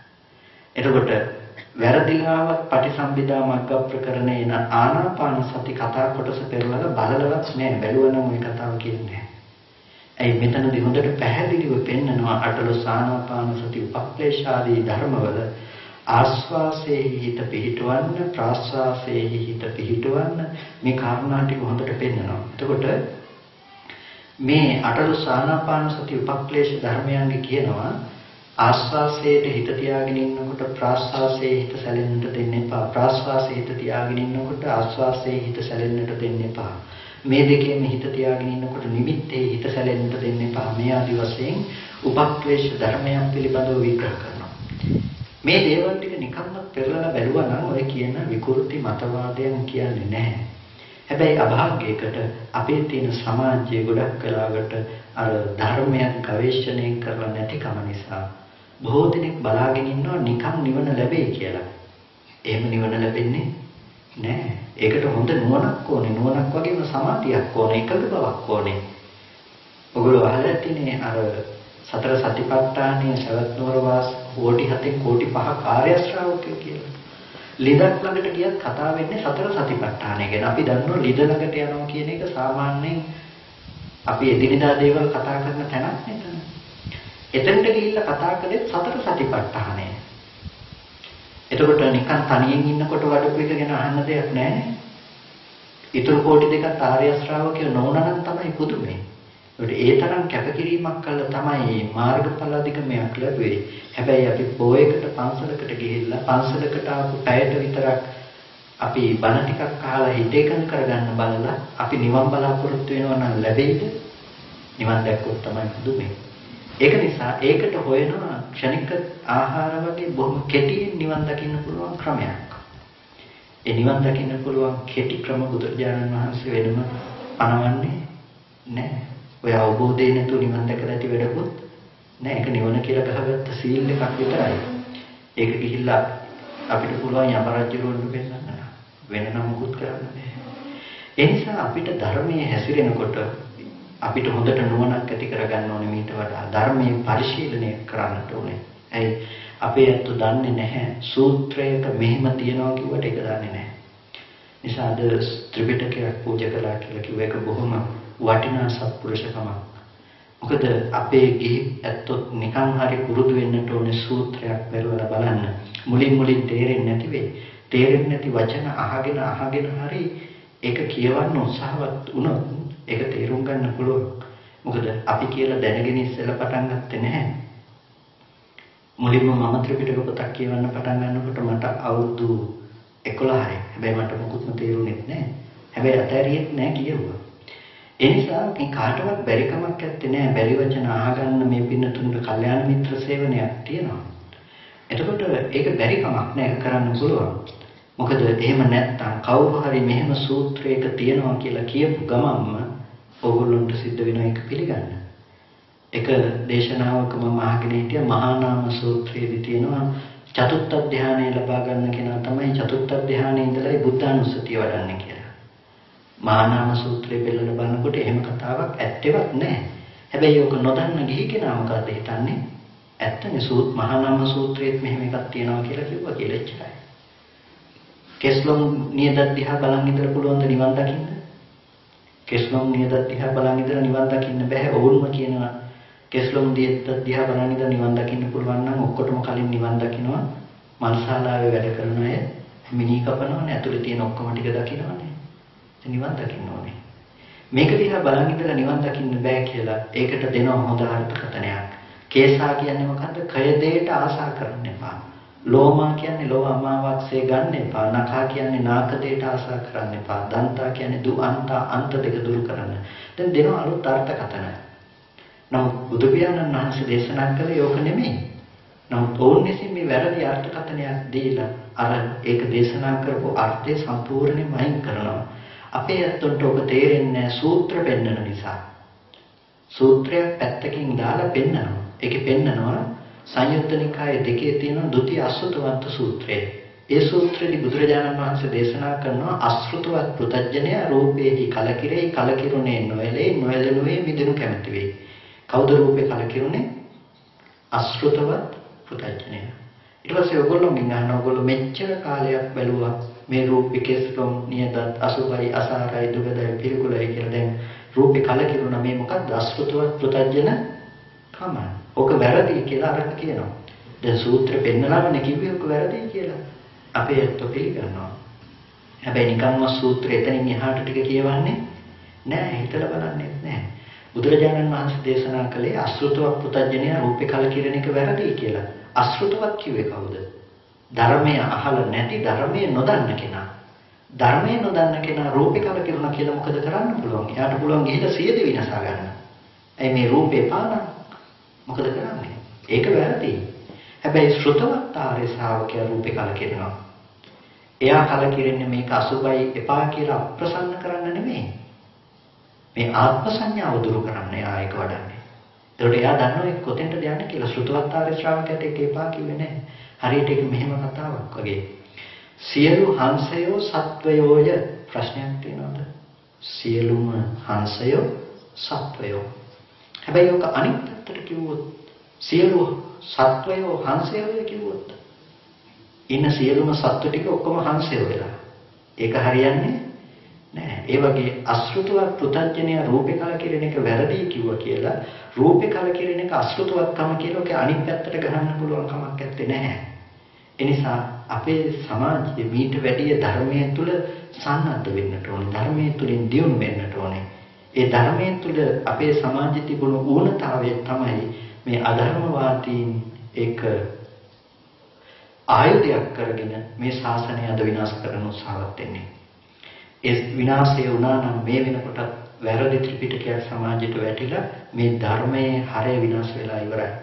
ඒ නිසා අපි බලන් ඉඳී යුතු නෑ. අපි නිවැරදි ධර්මයේ තුල සන්නද්ධ වෙලා හැසිරෙන්නට ඕනේ.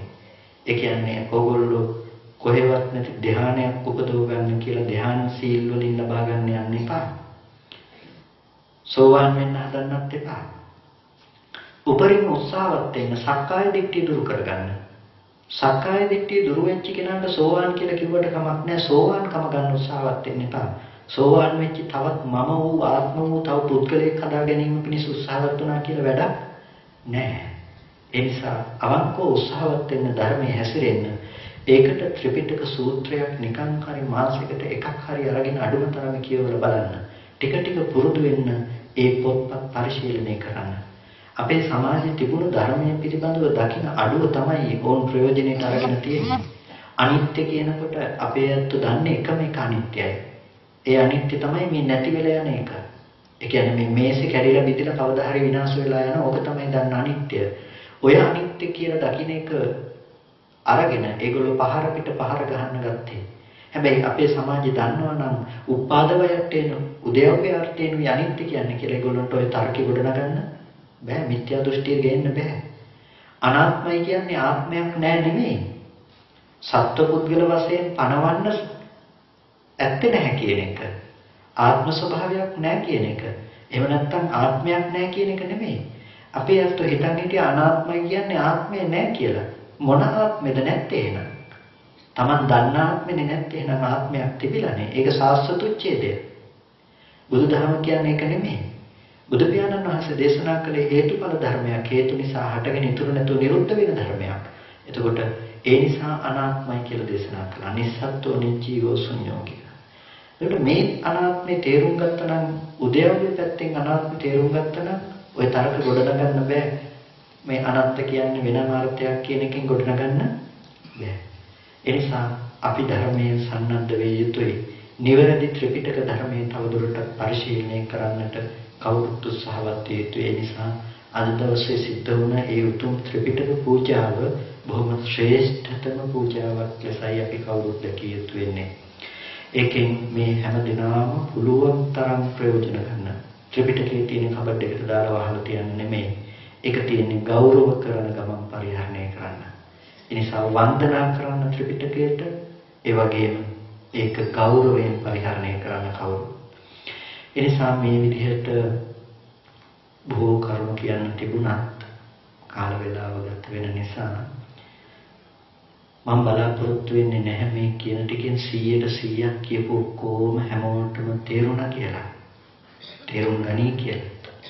නමුත් වෙනද දැන නොගත්තට වැඩිය එකක් හරි තේරුණා නම් ඒකත් ලොකු දෙයක්.